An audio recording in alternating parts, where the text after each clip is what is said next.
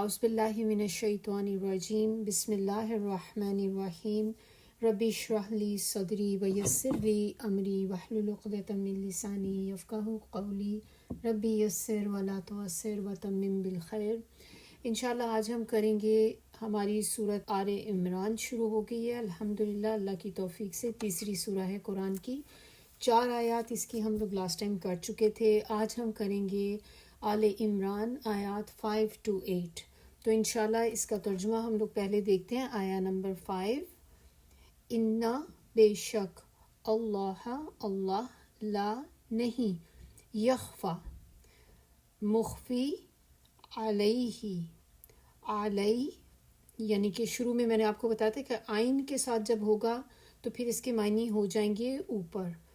تو یخفا یعنی کہ خفی سے، چھپا ہوا، نہیں چھپی ہوئی، علیہ اس پر، شیئن کوئی چیز، فی میں، الارضی زمین، و اور، لا نہیں، فی میں، السمائی آسمان۔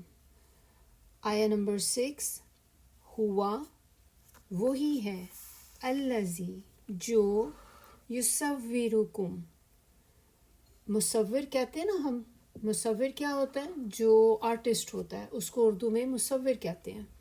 تو یہاں پر کیا ہے؟ یصورکم صورتیں بنانے والا، کم تمہاری، فی میں، الارحامی رحم کی جمع ہے۔ تو یہ رحم یعنی کہ یوٹرس کو کہتے ہیں، ووم مدر کا جو یوٹرس ہوتا ہے۔ تو چونکہ پلورل ہے تو ہم کہیں گے رحم و کیفا جیسی، یشاء چاہتا ہے، لا نہیں، الہ کوئی معبود، الا مگر، ہوا وہ، العزیز العزیز غالب کو کہتے ہیں، غلبے سے، غالب والا، بہت غلبے والا، تو غالب، الحکیم حکیم حکمت والا۔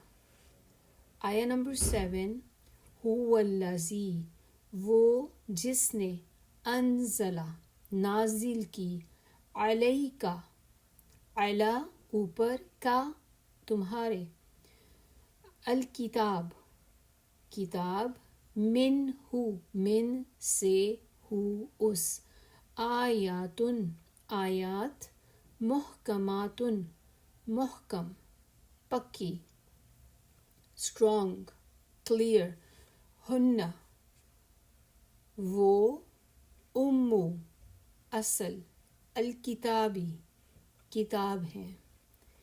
آپ کو یاد ہے ام الکتاب اور بھی کسی سورہ کا ہم نے پڑھا تھا؟ جب ہم نے اس کے بہت سے نام پڑھتے ہیں صورتوں کے، تو اس میں ایک سورہ تھی جس کا یہ نام بھی ہے۔ کون سی سورہ ہے؟ قرآن کی سب سے پہلی سورہ، سورۃ الفاتحہ، اس کو بھی ام الکتاب کہا جاتا ہے۔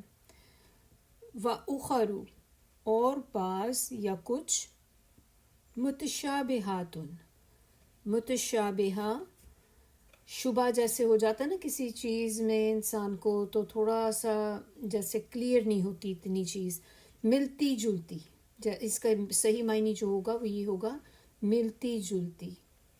تو یہی آپ لکھیں گے انشاءاللہ اس کے نیچے۔ فَأَمَّا فا ہے شروع میں تو پس بھی کہہ سکتے ہیں آپ اس کے معنی، سو، اما وہ لوگ، الذین جن، فی میں، قلوبہم قلوب دلوں، ہم ان کے، زیغن زیغن کہتے ہیں ٹیڑھ پن کو، یا دل میں کوئی کجی ہوتی ہے، ٹیڑھ پن ہوتا ہے۔ کچھ لوگوں کی آپ نے دیکھا ہوگا کہ ہیبٹ ایسی ہوتی ہے کہ وہ جہاں پہ بیٹھیں گے، جس سے بھی ملیں گے نا، تو وہ ہمیشہ اس میں نیگیٹو ہی چیزیں سوچیں گے۔ یعنی کہ کسی بندے میں بھی بات کر رہے ہوں گے تو وہ بجائے اس کی پازیٹیو چیزوں کے وہ نیگیٹو پہ زیادہ فوکس کرتے ہیں۔ تو یہ اس طرح کے جو لوگ ہوتے ہیں نا، وہ ہوتے ہیں کہ جیسے ان کے اندر تھوڑا ٹیڑھ پن ہوتا ہے، کجی ہوتی ہے، کہ وہ جس چیز کو بھی دیکھیں گے تو اس میں کچھ غلط ہی چیز جو ہے اسی کو ہی پوائنٹ آؤٹ کریں گے۔ جبکہ کچھ لوگ ہوتے ہیں وہ ہمیشہ پازیٹیو چیزوں کو کرتے ہیں، وہ اچھی چیزوں کو دیکھ رہے ہوتے ہیں، تو نیگیٹیو ہوتی تو تھوڑی سی اگنور بھی کر دیتے ہیں۔ لیکن یہاں پہ جو ہم ورڈ پڑھ رہے ہیں نا، اس کے معنی یہ ہوتے ہیں کہ وہ لوگ جن کے دلوں میں ہی ٹیڑھ پن ہوتا ہے. فَيَتَّبِعُونَ اتباع سے ہے پیروی کرنا، کسی کے پیچھے آنا. تو فا ہے شروع میں، تو پس اتباع کرتے ہیں، پیروی کرتے ہیں، ما جو تشابہ متشابہ ہیں، ملتی جلتی ہیں جو چیزیں، منہ ان میں سے، ابتغاء تلاش کرنے کو، کس لیے؟ الفتنتی فتنہ، وابتغاء اور تلاش کرنے کو، تأویلہ تأویلہ اس کی مراد اصلی، یعنی کہ اس سے کوئی جیسے کوئی اصلی چیز کسی کی ہو نا، کوئی تفسیر بھی اس سے بیان آ جاتا ہے، وہ ڈیٹیل میں جب ہم انشاءاللہ تفسیر میں اس کا پھر معنی زیادہ ڈیٹیل میں دیکھیں گے. تو یہاں پر آپ اس کے کہہ دیں کہ مراد اصلی کا پتہ لگانا کسی چیز کا. واہ اور ما نہیں، یعلم کوئی جانتا، تأویلہ مراد اصلی اس کی، الا مگر، اللہ اللہ، والراسخون راسخون کہتے ہیں بہت ہی باکمال لوگ، جیسے کسی چیز میں مہارت رکھنے والے. تو باکمال آپ اس کے معنی لکھ لیں، فی میں العلم علم. اچھا، اور اس میں راسخون میں آپ مہارت والے بھی آ جاتے ہیں، اور اس میں آپ مضبوط بھی لکھ سکتے ہیں، پختہ کار، مضبوط، بہت ہی ڈیپ ڈاؤن جیسے ہوتے ہیں نا، کئی ڈیپتھ میں کوئی چیز ہوتی ہے. تو پھر ہمارے لیے آسان لکھنا جو ہوگا وہ یہی ہوگا کہ ہم اس کو باکمال یا مضبوط لکھ دیں، مہارت والے لکھ لیں.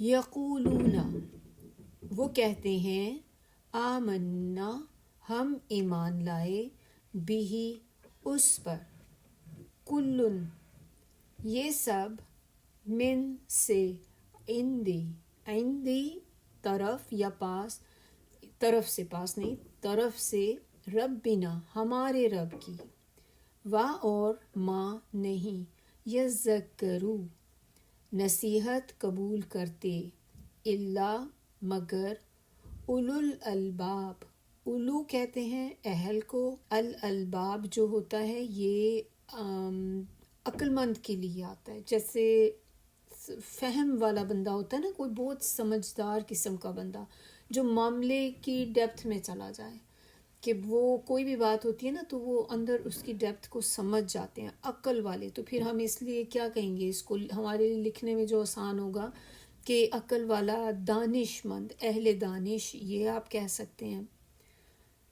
لاسٹ آیا ہماری آیا نمبر 8، ربنا اے ہمارے رب، لا نہیں، تزغ یہ وہی ورڈ ہے جو ہم نے پیچھے ابھی دیکھا تھا نا، زیغن، میں نے آپ کو بتایا تھا کجی کو. تو یہاں پر بھی کیا ہے کہ کجی پیدا کر، قلوبنا دلوں میں، نون الف اینڈ پہ ہے تو ہمارے، بعد، از جب، ہدیتنا ہدایت بخشی تو نے، اینڈ پہ نون الف ہے، ہمیں، وہب اور عطا کر، لنا ہم کو، من سے، لدن کا، لدن پاس، کاف زبر اینڈ پہ ہے تو اپنے، رحمتن رحمت، انکا بے شک تو، کہاں سے آیا تو؟ کاف زبر اینڈ پہ جو ہے وہ تو کے معنی میں آتا ہے. یہ پہلے بھی آپ لوگوں کو بتا چکی ہوں، بار بار اس لیے بتاتی ہوں تاکہ ہمیں اچھی طرح یہ بات پتہ چل جائے. لدنکا میں بھی ہم نے دیکھا تھا کہ پاس اپنے یا پاس آپ کے، تو اسی طرح انکا بے شک آپ، انتا تو ہی، الوہاب وہاب بہت زیادہ عطا کرنے والے کو کہتے ہیں، بہت محبت کرنے والا، بہت زیادہ عطا کرنے والا. چلیں اب ہم اس کی تفسیر کی طرف آتے ہیں، دیکھتے ہیں کہ آج کے لیسن میں کیا ہے ہمارے پاس. الحمدللہ خوبصورت آیات ہیں، ہر سورہ آپ کھولتے ہیں تو انسان کہتا ہے کہ بس ایک سے بڑھ کر ایک ہی ہیں. الحمدللہ یہاں پر اب ہمارے پاس آیا نمبر 5 میں کیا بات بتائی جا رہی ہے کہ بے شک کوئی بھی چیز اس سے پوشیدہ نہیں، نہ زمین میں نہ آسمان میں۔ اللہ تعالیٰ ہر چیز کا جاننے والا ہے، ہر چیز کا علم ہے اللہ تعالیٰ کو۔ اور یہ تو ہم بہت دفعہ دیکھ چکے، اب تک ہم کتنی دفعہ یہ چیز پڑھ رہے ہیں کہ اللہ تعالیٰ جو ہے اس کو کتنی چیزیں، سب کیا چیز ہے جو اللہ سے چھپی ہوئی ہے۔ آپ کہیں بھی چلے جائیں، زمین کے کسی کونے پہ چلے جائیں، انڈر گراؤنڈ آپ کہیں چلے جائیں، پھر بھی آپ اللہ سے چھپ نہیں سکتے۔ ہر چیز اللہ کے سامنے ہے۔ کیوں؟ کیونکہ ہم نے لاسٹ آیات میں کیا دیکھا تھا کہ اللہ تعالیٰ القیوم ہے۔ اور قیوم کیا ہوتا ہے؟ کہ وہ جس کے پاس علم ہے، جس کے پاس قدرت ہے، حکمت ہے، تدبیر ہے، پلاننگ ہے، وہ حکم دیتا ہے۔ اور کیسے اللہ تعالیٰ کیا کہتا ہے؟ حکم دیتا ہے، اللہ تعالیٰ نے کیا کرنا ہوتا ہے؟ صرف کن فیکون، اور وہ چیز ہو جاتی، بس اتنا سا ہے۔ لیکن اللہ تعالیٰ صرف ایک ہی چیز کر کے چھوڑ نہیں دیتا، اللہ تعالیٰ کے پاس سب کچھ ہے، علم بھی ہے، قدرت بھی ہے، پھر حکمت بھی ہے، پھر اللہ تعالیٰ پلاننگ بھی کرتا ہے، بیسٹ پلانر ہے۔ اور جیسا اللہ تعالیٰ حکم دیتا ہے وہ چیز ویسے ہی ہو جاتی ہے۔ تو اس لیے چونکہ اللہ تعالیٰ میں یہ ساری کوالٹیز ہیں جس کی وجہ سے کوئی بھی چیز، چاہے وہ زمین میں ہو، چاہے آسمان میں ہو، چاہے ان کے درمیان میں کوئی بھی چیز ہو، تو اللہ سے چھپی نہیں رہ سکتی۔ ہر چیز کا جاننے والا ہے اللہ تعالیٰ۔ تو اسی طرح سے آپ دیکھیں کہ ہمارے دل میں جو چیزیں ہوتی ہیں، جو ہمارے دل میں چھپی ہوئی چیزیں ہوتی ہیں، وہ بھی تو دیکھیں کہ اللہ تعالیٰ ان کو بھی جانتا ہے۔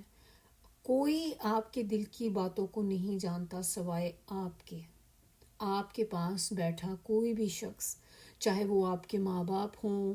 وہ ماں باپ جب ہم بچپن میں جب ہم چھوٹے ہوتے تھے یا بیبی ہوتا ہے کوئی، تو آپ نے دیکھا ہے کہ ماں کی اٹیچمنٹ بیبی کے ساتھ کیسے ہوتی ہے، کہ وہ بچہ ذرا سے کیوز بھی بچے کے ہوتے ہیں، سوئی ہوئی ماں بالکل، اور بچے کی ہلکی سی بھی آواز نکلتی ہے تو ماں کی آنکھ کھل جاتی ہے، چاہے وہ کتنی ڈیپ سلیپ میں کیوں نہ ہو۔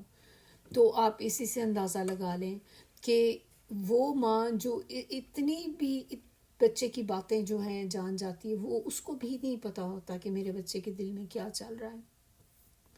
ہمارے پاس بیٹھے ہمارے شوہر ہوں، شوہر کے پاس بیوی ہو، ہمارے اپنے بچے پاس بیٹھے ہوں، ہم نہیں جان سکتے کہ میرے بالکل نیکسٹ میرے شولڈر کے جو بیٹھا ہے ساتھ میرے، اس کے دل میں کیا بات چل رہی ہے۔ لیکن اللہ کو خبر ہے، اللہ کو اس کی بھی خبر ہے، ہر چیز کی اللہ کو خبر ہے۔ اور ہم نے تو پچھلی آیت میں دیکھ لیا تھا نا کہ جو سورہ بقرہ کی اینڈنگ میں کیا دیکھا تھا کہ اللہ تعالیٰ نے کہا تھا کہ اب جو بھی چیزیں تم لوگوں کے دل میں آئیں گی، تمہارے جو دلوں کے خیالات ہوں گے، دل کی باتیں ہوں گی، ان پہ بھی اب حساب ہوگا، جس پہ پھر صحابہ کرام بہت زیادہ پریشان ہو گئے تھے۔ تو ہمیں یہ بات میں تو اب کوئی شک نہیں کہ اللہ تعالیٰ ہر چیز کا جاننے والا ہے۔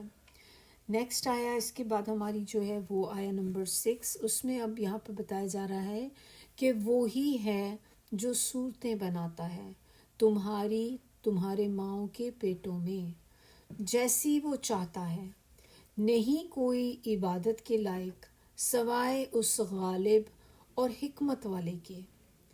تو صورتیں کس نے بنائی؟ اللہ تعالیٰ نے۔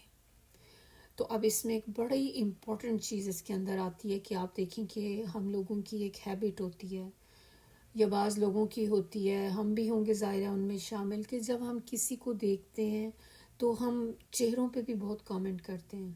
ہم ویسے تو کسی بھی چیز پہ کامنٹ نہیں کرنا چاہیے، لیکن کسی کے چہرے پہ کامنٹ کرنا، اور خاص طور پہ وہ بھی اچھی ہو تو نہیں، لیکن ہم بری چیزوں پہ بہت کامنٹ کرتے ہیں کہ کسی کے چہرے پہ ایک چیز تھوڑی سی آڈ ہے تو یوزلی اس کو اسی نام کے ساتھ پکارا جاتا ہے، یہی نام لیا جاتا ہے نا اس کا۔ پھر کسی نے اگر گلاسز لگائے ہوئے ہیں تو گلاسز کی ریفرنس سے اس کو بلانا شروع کر دیں، یا اگر اس کے سامنے نہ بلائیں تو کم از کم آپ نے اپنی ریفرنس کے لیے آپ نے اس کو اپنی فرینڈز میں رکھا ہوا ہوتا ہے، کہ اس طرح آپ کو پتہ چلتا ہے کسی کی ناک موٹی ہے تو موٹی ناک کی وجہ سے آپ اس کو آپس میں ایک دوسرے کو کہیں کان دیکھیں جس کے اتنے لمبے ہاتھی جیسے کان ہیں، اس طرح کی باتیں، وہ جس کے بطخ کی طرح دانت ہیں۔ یہ مثال کے طور پہ آپ کو بتا رہی ہوں، مجھے نہیں پتا کس طرح کے لوگ باتیں کرتے ہیں، کیا کرتے ہیں، لیکن یہ ہے کہ ہم لوگ صورتوں کا مذاق اڑاتے ہیں۔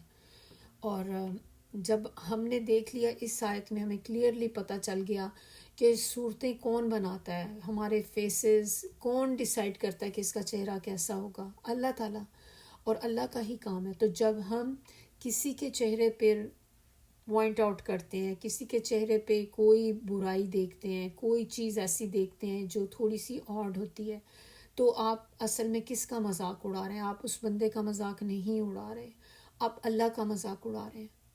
تو اب یہ سوچیں کہ کتنی اسکیری چیز ہے یہ، اینڈ اٹس ویری امپورٹنٹ کہ ہم ایسے ہی جیسے کوئی پینٹر بناتا ہے، تو جب آپ اس پینٹنگ کو دیکھ کر آپ اس کے اوپر ہنس رہے ہوتے ہیں، اور پینٹنگ تو بیچاری بے جان چیز ایک ہے، آپ اس پہ جو چیز بنی ہوئی ہے اب اس پہ آپ ہنس رہے ہیں، یہ کیا ہے، یہ کیا ہے. تو آپ دیکھیں وہ جو پینٹر ہے پاس آپ کے کھڑا اس وقت، اور اس نے وہ تصویر بنائی، تو آپ اس تصویر کا نہیں، بیسکلی آپ اس پینٹر کا مذاق اڑا رہے ہیں کہ اس نے کیا بنایا، نہ سر ہے نہ پیر ہے، کچھ بھی نہیں ہے. تو اسی طرح اللہ تعالیٰ نے ہماری شکلیں بنائی ہیں، ہم ایسی کسی بھی چیز کا مذاق نہیں اڑا سکتے جو چیز ہمارے اختیار میں نہیں ہے. اور بھی چیزیں دیکھیں اس میں آ جاتی ہیں، صرف شکل ہی نہیں آ جاتی. ہم کسی کا مذاق اڑائیں کسی ایسی چیز کے اوپر کہ جس پہ اس کا کوئی کنٹرول نہیں ہے.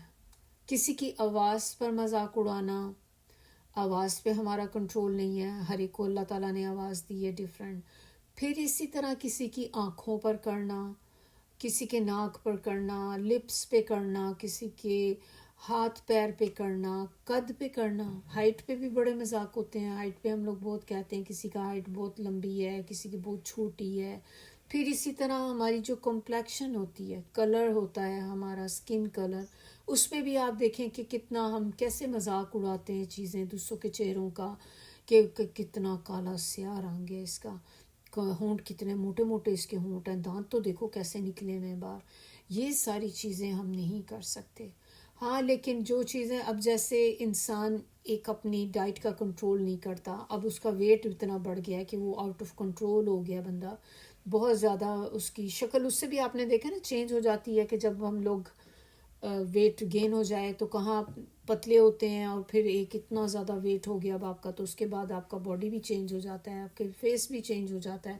وہ چیز اللہ تعالیٰ کی ہم نہیں کہہ سکتے کہ وہ تو ہم نے خود سے اپنے ساتھ ایک زیادتی کی ہے نا، کھا کھا کے، یا ہم نے سیڈنٹری لائف سٹائل اپنا کے کہ بالکل بیٹھے رہیں، زیادہ ایکٹیویٹی نہیں کرتے، اس میں ہم نہیں بات کر رہے. لیکن وہ چیزیں جو اللہ تعالیٰ نے ہمیں دی ہیں ان پہ آپ بالکل بھی کامنٹ نہیں کر سکتے. اب اس طرح سے آپ دیکھیں کہ ہمیں بھی بعض اوقات کیا ہوتا ہے کہ ہم سب خود بھی جب اپنی شکل دیکھتے ہیں تو کسی کو بھی اپنی پسند نہیں آتی. بہت سے لوگ ہیں جیسے ہم دیکھتے ہیں تو ہمیں یہی ہوتا ہے کہ ہاں یہ بھی ایسے بھی ہو سکتا تھا، تھوڑا سا میرا ناک اور پتلا ہو جاتا، تھوڑی سی میری اسکن اور لائٹ ہو جاتی. تو بعض اوقات ہمیں خود کو بھی اپنا چہرہ پسند نہیں آ رہا ہوتا، تو ہمیں ایسی بھی چیزوں سے پرہیز کرنا چاہیے، اوائڈ کرنا چاہیے. یہ چیزیں غلط ہیں، ہو سکتا ہے کہ اس سے ہمیں گناہ ہی ملتا ہو، کیونکہ ہم اللہ تعالیٰ کی تخلیق کے اندر کر رہے ہیں نا، کہ اللہ تعالیٰ نے بنائی ہے، آپ کو پسند نہیں آ رہی کہ اللہ نے جو چیز بنائی ہے.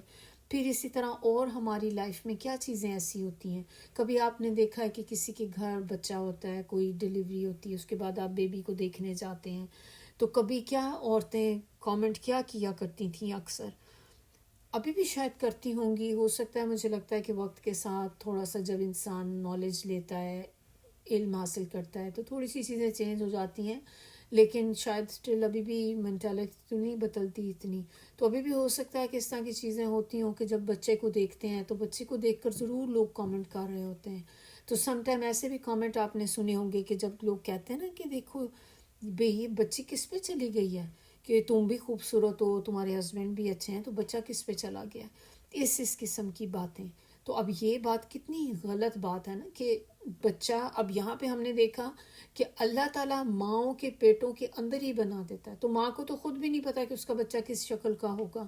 جب وہ باہر بچہ ڈیلیور ہوتا ہے تو بعد میں ہی پتہ چلتا ہے نا. تو اب وہ جس میں عورت کا کنٹرول ہی نہیں ہے، اب آپ جا کے اس طرح کے کامنٹ شروع کر دیں اس کے ساتھ کہ یہ کس پہ چلی گئی. بھئی آپ کون پوچھنے والی یہ کس پہ چلے گی، آپ کا کیا کام. یہ اسی طرح ہمارا کیا کام کہ کسی کا بچہ ہوا ہے، اب ہم جا کے اس کو یہ باتیں بولنی شروع کر دیں.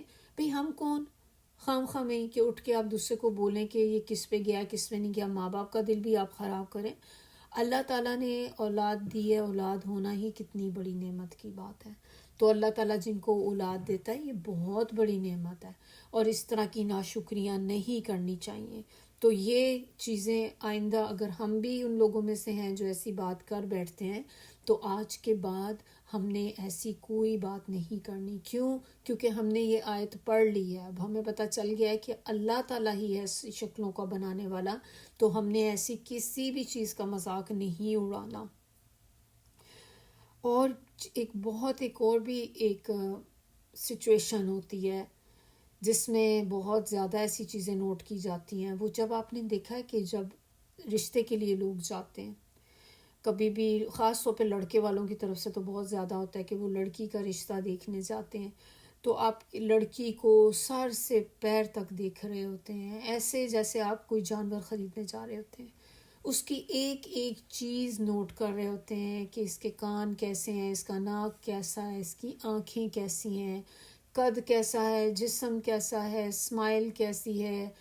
غرض کہ ہر چیز وہ بندی پاس بیٹھی ہوئی، اس کو اندازہ بھی نہیں ہوتا کہ ہم کتنی چیزیں ایسے جیسے ایکس رے مشین ہوتی ہے نا ایک، اس طرح سے کر رہے ہوتے ہیں. It is very uncomfortable situation. اللہ تعالیٰ ہم سب کو محفوظ رکھے کہ ہم کم از کم اس طرح کے نہ کریں اپنے بچوں کے لیے. یہ چیزیں کبھی بیٹی کی طرف سے سوچیں کہ وہ لڑکی کے دل پہ کیا گزرتی ہوگی جس کو اس طرح سے ہم لوگ جا کے کرتے ہیں، اس کو ایک ایک چیز اس کی کرتے ہیں. پھر اگر آپ کا رشتے کی بات نہیں بنتی تو پھر کسی کو کہہ دینا کہ بھئی لڑکی کا قد بہت چھوٹا ہے اس وجہ سے نہیں کر رہے، لڑکی کا یہ ہے وہ ہے. ایسی باتیں نہیں کرنی چاہیے، بلکہ ان کی جو گڈ کوالٹیز ہیں وہ دیکھنی چاہیے کہ کسی کے اندر اس کا کیریکٹر کیسا ہے.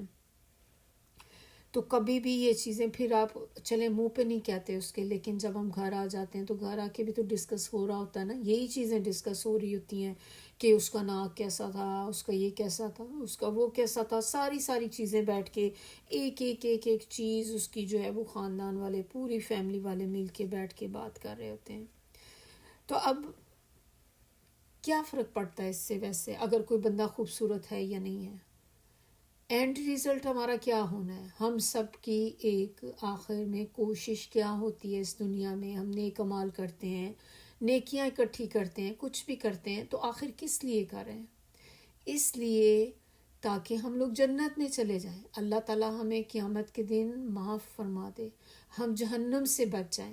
ہم سب کا ایک جو ٹارگٹ ہے وہ یہی ہے نا، ایک ڈیسٹینیشن ہے جنت الفردوس، کہ اللہ تعالیٰ ہم سب کو وہاں پہ داخل کرے.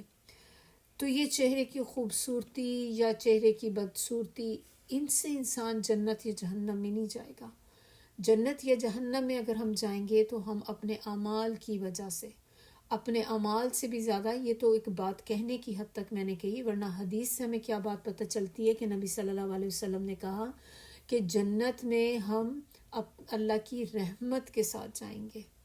لیکن ہم نے تو اپنے کوششیں تو کرنی ہے نا، نیک اعمال ہم اسی کوشش میں کرتے ہیں، کیونکہ ورنہ تو پھر انسان کہے کہ ٹھیک ہے میں کوشش ہی نہیں کرتا، پھر میں کوشش بھی کیوں کروں، اللہ کی رحمت اگر ہو جائے گی تو میں چلا جاؤں گا. لیکن اللہ کی رحمت بھی اسی پر ہوگی جو دنیا میں اللہ کے کہے ہوئے طریقے پر چلے گا.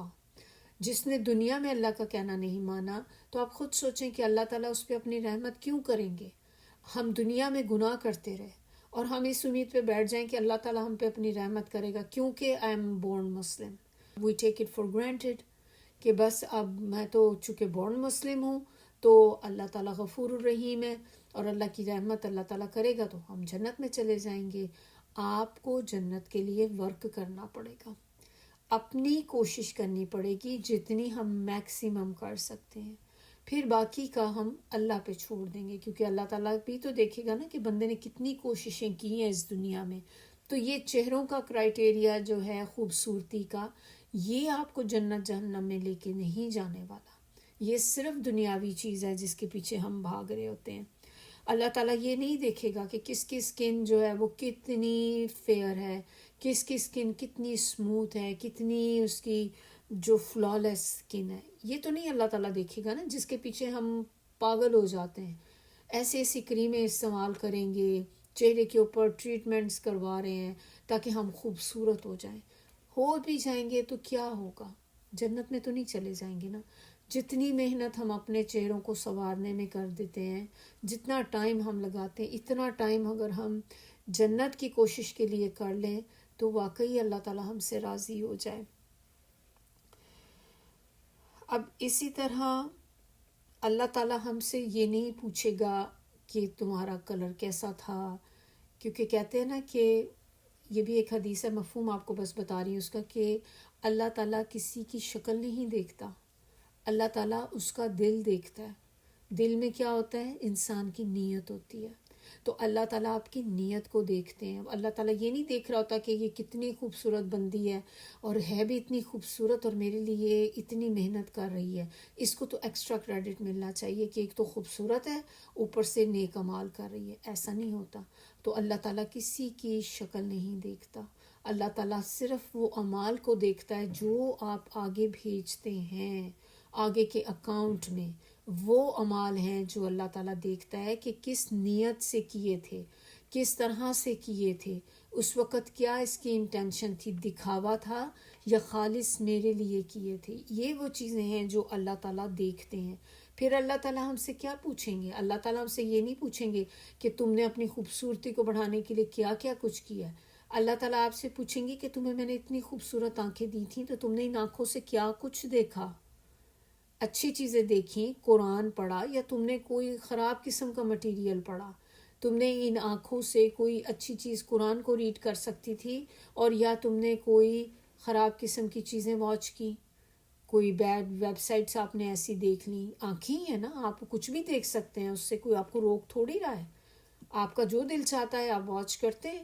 کبھی ہمیں کوئی اللہ تعالیٰ ایسے روکتے تھوڑی ہیں آ کے کہ ایک دم سے ہمارے اوپر ڈنڈے کوئی برسنے شروع ہو جائیں کہ بھئی ہم غلط کام کر رہے ہیں. اللہ نے ہمیں فری ول دی ہے اس دنیا میں. ہم اپنی مرضی سے اپنی ڈائریکشن پک کرتے ہیں کہ میں نے جنت والے راستے کی طرف جانا ہے یا جہنم والے راستے کی طرف جانا ہے. اللہ تعالیٰ نے تو ہر چیز کلیئر کر کے ہمیں بتا دی. پھر اسی طرح ہمارے جو کان ہیں، کانوں سے بھی آپ دیکھیں پوچھا کیا جائے گا کہ تم نے سنا کیا ہے. ان کانوں کی خوبصورتی نہیں پوچھی جائے گی کہ کتنے بیلنسڈ ایئر تھے یا کسی کے تھوڑے لمبے تھے یا چھوٹے تھے. پوچھا جائے گا ان کانوں سے سنا کیا تھا، تم نے اچھی باتیں سنی تھیں، اذان سنی تھی، قرآن کی تلاوت سنی تھی، یا تم نے کچھ اور غلط باتیں اپنے کانوں سے سنی تھی، لوگوں کی چھپ چھپ کے باتیں سنی تھیں. تو یہ ساری چیزیں ہیں جن کا ہمیں اللہ کے سامنے جواب دینا پڑے گا.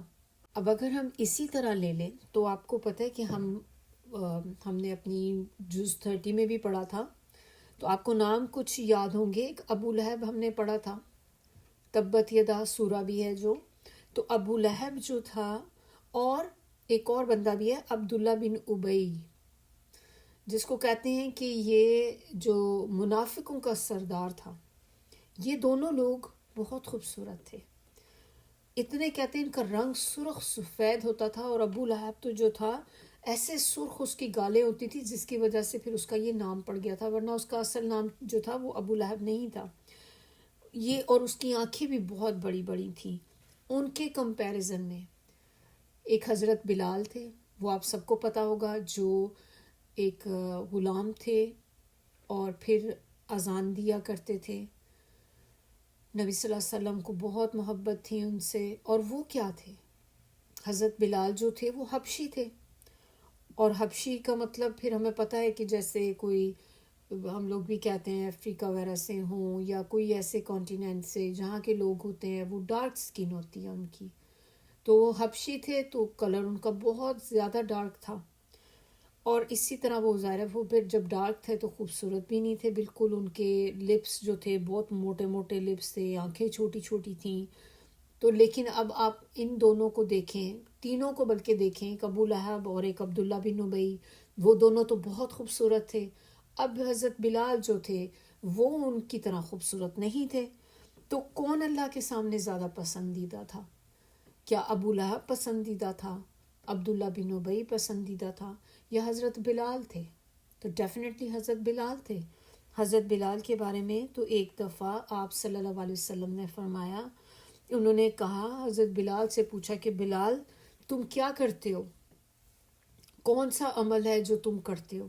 تو انہوں نے کہا کہ یا رسول اللہ میں تو سب وہی کام جو آپ نے بتائے ہیں وہی کام کرتا ہوں. تو انہوں نے کہا کہ نہیں، تم کچھ کرتے ہو کہ میں نے تمہارے آج رات، جیسے انہوں نے نبی صلی اللہ علیہ وسلم بتایا کہ میں نے جنت میں اپنے آگے تمہارے قدموں کی چاپ سنی ہے. جیسے آپ فٹ پرنٹس ہوتے ہیں نا کسی کے، تو اسی طرح انہوں نے ان کے قدموں کی چاپ وہاں پر سنی ہے اور اپنے سے آگے. تو تم کیا کرتے ہو؟ پھر انہوں نے کہا کہ ہاں نبی صلی اللہ علیہ وسلم میں ایک کام ضرور کرتا ہوں کہ میں جب بھی وضو کرتا ہوں نا تو وضو کے بعد 2 رکعت نفل ضرور پڑھتا ہوں. تو یہ چیز ہے جو میں ایک ایکسٹرا جو مجھے لگتا ہے کہ میں یہ کرتا ہوں بس ایک. تو اس سے ہمیں یہ بات پتہ چلتی ہے کہ یہ والا کام بھی جو ہے یہ ایسا کام ہے کہ اگر ہم اس کو کریں تو بہت زیادہ ریوارڈنگ ہے. کہ جس طرح سے نبی صلی اللہ علیہ وسلم نے بتایا کہ جنت میں آگے ان کے قدموں کی چاپ سنی تھی، تو آج کے بعد ہم نے بھی جب آپ دیکھیں جب بھی وضو کریں تو کوشش کریں کہ آپ اس وقت موقع ہو آپ کے پاس ٹائم ہے تو 2 نفل لائٹ سے بے شک پڑھ لیں لیکن پڑھیں ضرور. اس کو کیا کہتے ہیں؟ تحیت الوضو کہتے ہیں. تو وضو کے آپ نے جیسے ہی وضو کیا آپ نے فوراً آ کے ساتھ ہی 2 رکعت نفل ادا کر لیے. اور ذہن میں ہم نے بھی یہی رکھنا ہے کہ انشاءاللہ ہمیں بھی ایسے کرنے کی وجہ سے اللہ تعالیٰ ہمارے بھی درجات کو بلند کریں گے انشاءاللہ. تو اللہ تعالیٰ ہمیں دیکھتا ہے کہ ہم نے اپنے باڈی پارٹس کے ساتھ کیا کام لیے ہیں، تو ہمیں فوکس اس چیز پر کرنا چاہیے بجائے یہ کہ دوسروں کی شکلوں پہ بیٹھ کے فوکس کرنا شروع کر دیں، ان کی ہائٹ پہ، ویٹ پہ، اس طرح کی چیزوں پہ. ہمیں اپنی چیزوں پہ فوکس کرنا چاہیے کہ میں نے جو مجھے چیزیں ملی ہوئی ہیں میرے سے بھی تو سوال ہوگا ان چیز کا، میں اپنی چیزوں کا استعمال کہاں پہ کر رہی ہوں. پھر اللہ تعالیٰ نے بنائی ہیں تمہاری شکلیں اور تم تو ماں کے پیٹ میں تھے، جبکہ ماں تک کو بھی اختیار نہیں اس چیز کا کہ وہ اپنے بچے کی شکل خود بنا لے. تو جب اس کے اختیار میں ہی نہیں ہے، اب ہمیں جو بچے اللہ تعالیٰ ہمیں عطا کرتے ہیں ان کی شکلیں، اس میں ہم سب جو مائیں ہیں ہمیں پتہ ہے کہ ہمارا کتنا کنٹرول ہوتا ہے اس میں. ہمارے اختیار میں کیا، ہم تو یہ بھی نہیں کر سکتے کہ آپ اپنے بچے کو صحیح سلامت پیدا کر دیں. ہمیں کتنی بیماریاں ایسی ہیں جو بچے میں ہو سکتی ہیں، کتنی ایب نارمیلٹیز ہیں جو اس ٹائم پہ جب ان کی ڈیولپمنٹ ہو رہی ہوتی ہے اس وقت بہت سی چیزیں غلط ہو سکتی ہیں. تو اس کے بعد بھی اللہ تعالیٰ جب کسی کو ایک بالکل نارمل بچہ دیتے ہیں تو یہ اللہ کی بہت بڑی رحمت ہے. اگر آپ میں سے کبھی کسی نے جینیٹکس پڑھی ہوئی ہو، ایمبریولوجی پڑھی ہوئی ہو، تو آپ کو اندازہ ہوگا کہ آپ انسان جب یہ چیزیں پڑھتا ہے تو وہ سوچتا ہے کہ بچہ صحیح پیدا ہو کیسے جاتا ہے، کہ اتنی ایب نارمیلٹیز ہیں اور وہ بھی اتنی مائنوٹ قسم کی چیز کے ساتھ. چھوٹی سی بالکل کروموسوم کی چینج ہو جائے، چھوٹی سی ڈیلیشن ہو جائے، تھوڑا سا اس کی ایڈ ہو جائے تو اس سے انسان کچھ کا کچھ بن جاتا ہے. تو اتنی چیزیں ہیں جو غلط ہو سکتی ہیں، لیکن اس کے باوجود بھی اگر ہر چیز صحیح ہو گئی ہے تو یہ اللہ کا بہت بڑا احسان ہے. پھر ہمیں اس چکروں میں بھی پڑ جانا کہ بیٹا ہے یا بیٹی ہے، بیٹی کیوں ہو گئی، بیٹا کیوں نہیں ہوا، تو یہ چیزوں میں نہیں پڑنا چاہیے. اللہ نے اگر آپ کو ایک ہیلدی نارمل اولاد عطا کی ہے تو یہ اللہ کی بہت بڑی رحمت ہے.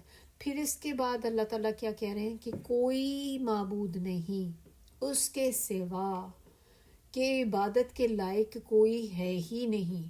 اور یہ ہم نے پچھلی سورہ سے یہ چیز پڑھتے چلے آ رہے ہیں، اور اسی طرح آل عمران کی جو لاسٹ ہمارا لیسن تھا اس میں بھی ہم نے یہی چیز پڑھی تھی کہ کوئی عبادت کے لائق ہے ہی نہیں. کیسے ہم کر دیں کسی اور کی عبادت؟ یہ سارے کام کون کر سکتا ہے؟ جو کام اللہ کرتا ہے. اللہ تعالیٰ ہے جو اولاد دیتا ہے، اللہ تعالیٰ جس کو چاہے ملا جلا کے دیتا ہے، اللہ جس کو چاہے بیٹیاں دیتا ہے، اللہ جس کو چاہے بیٹے دیتا ہے، اور جس کو چاہے تو کچھ بھی نہیں دیتا. تو جس کو اللہ کچھ نہیں دیتا کیا وہ کچھ کر سکتے ہیں؟ کہیں سے وہ خود سے اپنا اس طرح پروسیس کر لیں کہ چلیں ہم خود سے اپنا بچہ بنا لیتے ہیں، یا آج کل کوئی ایسی فیکٹریز لگی ہوئی ہیں جہاں پہ بچے دھڑا دھڑ بنتے چلے جا رہے ہیں؟ نہیں ہو رہا نا کہیں پہ بھی. کچھ بھی آپ کر لیں، جتنا بھی آپ ایڈوانس ہو جائیں، یہ وہ چیز ہے کہ جس میں انسان بے اختیار ہے, کوئی اختیار میں نہیں ہے ہماری چیز. آپ کچھ کر نہیں سکتے اس میں کہ اللہ تعالیٰ کسی کے ساتھ ارادہ کر لے کہ اس کو بے اولاد رکھنا ہے تو آپ اس اولاد لا نہیں سکتے کہیں سے. آپ اڈاپٹ ضرور کر سکتے ہیں لیکن آپ اپنی اولاد جو ایک ہوتی ہے, جب کہ میاں بیوی میں چیک بھی کروائیں ہر چیز نارمل ہے, کوئی اب نارمیلٹی نہیں, لیکن اس کے باوجود نہیں ہوتا تو کیا اللہ کا اذن ہے اللہ کی طرف سے. تو اللہ تعالیٰ ہی ہے جو عبادت کے لائق ہے. پھر اللہ تعالیٰ غالب ہے. اور کیا غالب کے ساتھ ایک اور بھی یہاں پر اللہ تعالیٰ کی صفت آئی ہے کہ اللہ تعالیٰ حکیم ہے, حکمت کے ساتھ. تو اللہ تعالیٰ کے پاس بہت حکمت ہے, حکمت والا ہے وہ. تو اس میں بھی اللہ کی حکمت ہے. اب اس آیت کے ساتھ یہ والی آیت ہم نے دیکھی کہ اللہ تعالیٰ صورتوں کو بنانے والا ہے ماؤں کے پیٹوں میں. پھر اللہ تعالیٰ نے غالب اور حکمت کا کیوں یہ والی صفت کیوں آئی؟ اور بھی کوئی صفت آ سکتی تھی, خاص طور پہ یہ کیوں آئی؟ کیونکہ آپ دیکھیں کہ جب ہے کہ اللہ تعالیٰ حکمت والا ہے تو اللہ نے کسی کو کالا بنایا تو اس میں بھی اللہ کی حکمت ہے. اللہ نے کسی کو گورا بنایا اس میں اللہ کی حکمت ہے. کسی کو بہت خوبصورت, کسی کو بہت بد شکل بنا دیا تو اس میں بھی حکمت ہے. ہمیں نظر نہیں آ رہی لیکن اللہ کے ہر کام میں حکمت ہے. ہم ہوتے ہیں بعض اوقات ایسے کام کرتے ہیں جن کا کوئی نہ سر پیر ہوتا ہے, فضول میں ہی بیٹھے ٹائم ضائع کر رہے ہوتے ہیں, اپنے آپ کو خود بھی کہہ رہے ہوتے ہیں جسٹ ٹائم پاس کر رہے ہیں, لیکن آپ کو خود بھی نہیں پتا ہوتا آپ کر کیا رہے ہیں. اللہ کے کام ایسے نہیں ہوتے. اللہ کے ہر کام میں مصلحت ہے اور ایوری تھنگ از پلانڈ. اللہ کی چیزیں ہیپ ہیزر نہیں ہوتی کہ کوئی بھی چیز جو ہو رہی ہے ہیپ ہیزر بس ایسی ہی ہو رہی ہے. یہ اللہ تعالیٰ نے جو کام کیے ہیں سارے, ہر چیز میں بہت پلاننگ ہے اس کے اندر جو آتی ہے. اور کتنے لوگ آپ نے ایسے بھی اپنے ارد گرد دیکھے ہوں گے, آپ کے اپنے فیملی میں ہوں گے, آپ کے جاننے والوں میں ہوں گے, کہ جن کو آپ دیکھتے ہیں نا تو آپ سوچتے ہیں کہ اچھا کبھی ان کی بھی شادی ہو سکے گی, کیونکہ وہ شکل کے آپ کو بالکل ایسے, کچھ مرد بھی ایسے ہوتے ہیں لڑکے آپ دیکھیں, اور اسی طرح کچھ لڑکیاں بھی ایسی ہوتی ہیں کہ دیکھنے میں, اب ہمیں یہ تو نہیں کہنا چاہیے کہ آپ کسی کو کامنٹ کریں اس پہ, لیکن اب جسٹ یہاں پہ آپ کو میں بتانے کی خاطر کہہ رہی ہوں کہ جیسے کچھ دیکھنے میں اتنی خوبصورت نہیں لگتی لڑکیاں, آپ ایسے کہہ لیں جیسے جن کو یہاں پہ کہتے ہیں کہ بھئی اگلی ہے لڑکی, بڑی اگلی لگتی ہے, بد شکل ہے. تو ایسی لڑکیوں کے بارے میں بھی کبھی ہم سوچ رہے ہیں کہ کبھی اس کی بھی شادی ہو سکے گی, کون کرے گا اس سے شادی. اور پھر ہم انہی کو کبھی بعض اوقات بعد میں دیکھتے ہیں کہ نہ صرف اس کی شادی ہوتی ہے بلکہ وہ اتنی قسمت کی تیز نکلتی ہے کہ انسان خود حیران رہ جاتا ہے. بہت سے لوگ تو میں نے خود ایسے دیکھے ہیں کہ جن کے ہسبینڈ اتنے خوبصورت ہیں اور وہ بیویاں بیچاری بس دیکھنے میں آپ کو لگتا ہے کہ بالکل مس میچ ہے کہ یہ کیسے جوڑ بنائے, لیکن اللہ نے جوڑ بنائے. اور اللہ تعالیٰ یہ چیزیں دیکھ کے تو نہیں بناتے, لیکن ان کا بہت اچھا ساتھ آپس میں انڈرسٹینڈنگ ہے. اور اتنی جیسے آپ کہہ لیں کہ ان کے پاس بہت زیادہ رچ بھی ہیں, بہت سی کسی بھی طرح سے آپ کہہ لیں, ضروری نہیں کہ رچ ہی ہوں. جیسے بعض اوقات ہوتا ہے کہ اگر اللہ تعالیٰ نے شکل اس کی اتنی اچھی نہیں ہے لیکن اس کی ویسی قسمت بہت تیز ہے, جس کام میں ہاتھ ڈالیں کام ہو جاتا ہے فوری. اولاد اللہ نے اس کو اتنی اچھی اولاد دی, نیک صالحہ اولاد دی, شوہر بہت اچھا مل گیا, کتنی بڑی چیز ہے. تو پھر یہ چیزیں, اس سے پھر ہمیں پتہ چلتا ہے کہ شکلوں سے کوئی فرق نہیں پڑتا. اللہ تعالیٰ ہی ہے جو شکل بھی بناتا ہے اور اللہ تعالیٰ ہی ہے جو قسمت بھی بناتا ہے. تو جس نے شکل بنائی اسی نے قسمت بنائی.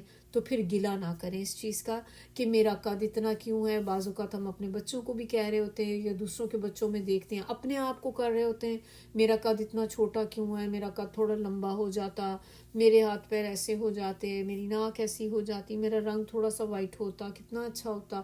کیا اچھا ہوتا, پتہ نہیں اچھا ہوتا کہ نہ ہوتا. ہو سکتا ہے کہ آپ کی شکل تھوڑی زیادہ خوبصورت ہوتی تو پھر آپ میں اتنا زیادہ غرور بھی آ جاتا, اور غرور تو اللہ کو بالکل بھی پسند نہیں. تو ہمیں نہیں پتا, جو کام ہمارے اختیار میں نہیں اس کے اوپر ہم نے آج کے بعد کوئی بات نہیں کرنی. اب ہم نے اتنی امپورٹنٹ یہ آیا پڑھ لی ہے تو اب ہم ہر ایک کی رسپیکٹ کریں گے. ہم کسی کے چہرے پہ نہیں فوکس کریں گے کہ ہم بیٹھ کے بس اسی کے چہرے کو ہی نوٹ کرتے جائیں, اس کی ناک کیسی ہے, اس کی آنکھیں کیسی ہیں. چھوڑ دیں اس چیز کو. یہ ہم اللہ کے ساتھ جو چیز کر رہے ہیں ہمیں نہیں پتہ کہ کتنا سخت گناہ ہمارے لیے لکھا جائے گا. اور آپ سے ریکویسٹ ہے کہ آپ سب کے جن جن کے دیکھیں جو بھی سن رہے ہیں، ہم نے بھی تو بچوں کی شادیاں کرنی ہیں. ہمارے اگر ہم بیٹوں والی ہیں تو آپ سوچیں کہ ہم نے اس طرح کا کام نہیں کرنا کہ جب ہم کسی کی بیٹیوں کو دیکھیں تو ہم اس طرح کے کامنٹ کریں. اور اگر ہم بیٹیوں والی ہیں تو جب ہم لڑکوں کو بھی دیکھیں تو لڑکوں کے اوپر بھی اس قسم کے کامنٹ نہیں کرنے چاہیے. جو سب سے زیادہ امپورٹنٹ چیز ہے جو اس معاملے میں آپ کو دیکھنی چاہیے وہ کیریکٹر ہے. لڑکے کا کردار اگر اچھا ہے نا تو آپ دیکھ لیں کہ وہ سب چیز ہے اس کے پاس. کیونکہ آپ سب کچھ لے لیں، اچھی شکل لے لیں، اس کا دولت مند ہونا لے لیں، لیکن لڑکے کا کیریکٹر خراب ہے تو آپ اس کے ساتھ گزارا کر سکتے ہیں؟ آپ اپنی بیٹی دے سکتے ہیں ایسے شخص کو؟ ہو سکتا ہے آپ اس وقت ایموشنل ہو کر دے بھی دیں، لیکن کیا بعد کی لائف اس کی کیسی رہے گی؟ بعد میں وہ دولت کس کام آتی ہے آپ کی جب آپ کا ہسبینڈ ہی آپ کے ساتھ نہیں ہے؟ آپ کا ہسبینڈ فلرٹی قسم کا ہے، باہر اور اس کے عورتوں سے تعلقات ہیں، تو وہ عورت کیا کرے گی ایسا پیسہ لے کر؟ محل میں آپ اس عورت کو رکھ دیں لے جا کے، لیکن اس کا شوہر ہی اس کے لیے نہیں ہے خالی. تو آپ سوچیں کہ کتنی تکلیف دہ بات ہے یہ. بجائے اس کے کہ اگر آپ تھوڑے سے کم حالات میں رہ لیں، چلیں آپ ایک ایوریج اپنا گزار لیتے ہیں، گزارا آپ کا ایوریج ہو رہا ہے، لیکن آپ کا ہسبینڈ آپ سے ٹوٹ کے محبت کرتا ہے، آپ کے بچے ہیں، ایک پرسکون لائف ہے آپ کی، تو پھر ان چیزوں پر ہمیں زیادہ فوکس نہیں کرنا چاہیے. اس کے بارے میں نبی صلی اللہ علیہ وسلم کی حدیث بھی ہے کہ جب آپ اس طرح کوئی آپ رشتہ دیکھنے جائیں تو عورت کا رشتہ جو ہے وہ کس بنیاد پہ دیکھا جاتا ہے. میں آپ کو صرف مفہوم بتا رہی ہوں حدیث کا، اس میں بھول چوک ہو جائے تو اللہ تعالیٰ مجھے معاف کرے. صرف ایک چونکہ ہم جو چیز پڑھ رہے ہیں تو اس کے مطابق تھوڑی سی میرے ذہن میں آئی تھی کہ جیسے عورت کا حسب نسب دیکھا جاتا ہے، پھر عورت کا سٹیٹس دیکھا جاتا ہے، عورت کی جو اس کا جو دولت ہوتی ہے کہ وہ کتنی دولت مند ہے یہ چیز دیکھی جاتی ہے، پھر عورت کی خوبصورتی دیکھی جاتی ہے، اور اس کا پھر اس کا دیندار ہونا دیکھا جاتا ہے. تو نبی صلی اللہ علیہ وسلم نے کہا کہ جب تم دیکھو، جب چوز کرو تو تم دیندار ہونا جو ہے اس کو چوز کرو، کہ سب سے ٹاپ پرائرٹی آپ کی جو ہے وہ اس کا دیندار ہونا چاہیے. یہ نہیں کہ آپ خوبصورت لڑکی لے آئے ہیں اب وہ آپ ہی کو نچاتی پھر رہی ہے، اب وہ خاطر میں ہی نہیں لا رہی. خوبصورت ہونا برا نہیں ہے، لیکن یہ کہ آپ کی ٹاپ پرائرٹی خوبصورتی نہیں ہونی چاہیے، آپ کی ٹاپ پرائرٹی اس کا دیندار ہونا چاہیے. اسی طرح مردوں کے لیے بھی یہ ان کی دولت یہ چیزوں کی بجائے لڑکے کا کیریکٹر، کہ کس طرح کا کیریکٹر ہے، لڑکا دیندار ہے یا نہیں ہے، یہ چیز امپورٹنٹ ہے. تو آئندہ سے ہم لوگوں نے اب اس کے اوپر نہیں کرنی یہ چیز، ٹھیک ہے؟ انشاءاللہ ہم اس پہ فوکس کریں گے، ہم اس پہ ورک بھی کریں گے. آیا نمبر 7، اللہ تعالیٰ یہاں پر اب ہمیں بتا رہے ہیں وہی ہے اللہ جس نے یہ کتاب تم پر نازل کی، نہ کوئی اس کے جیسا کام کر سکتا ہے اور نہ ہی کوئی اس کے جیسا کلام کر سکتا ہے.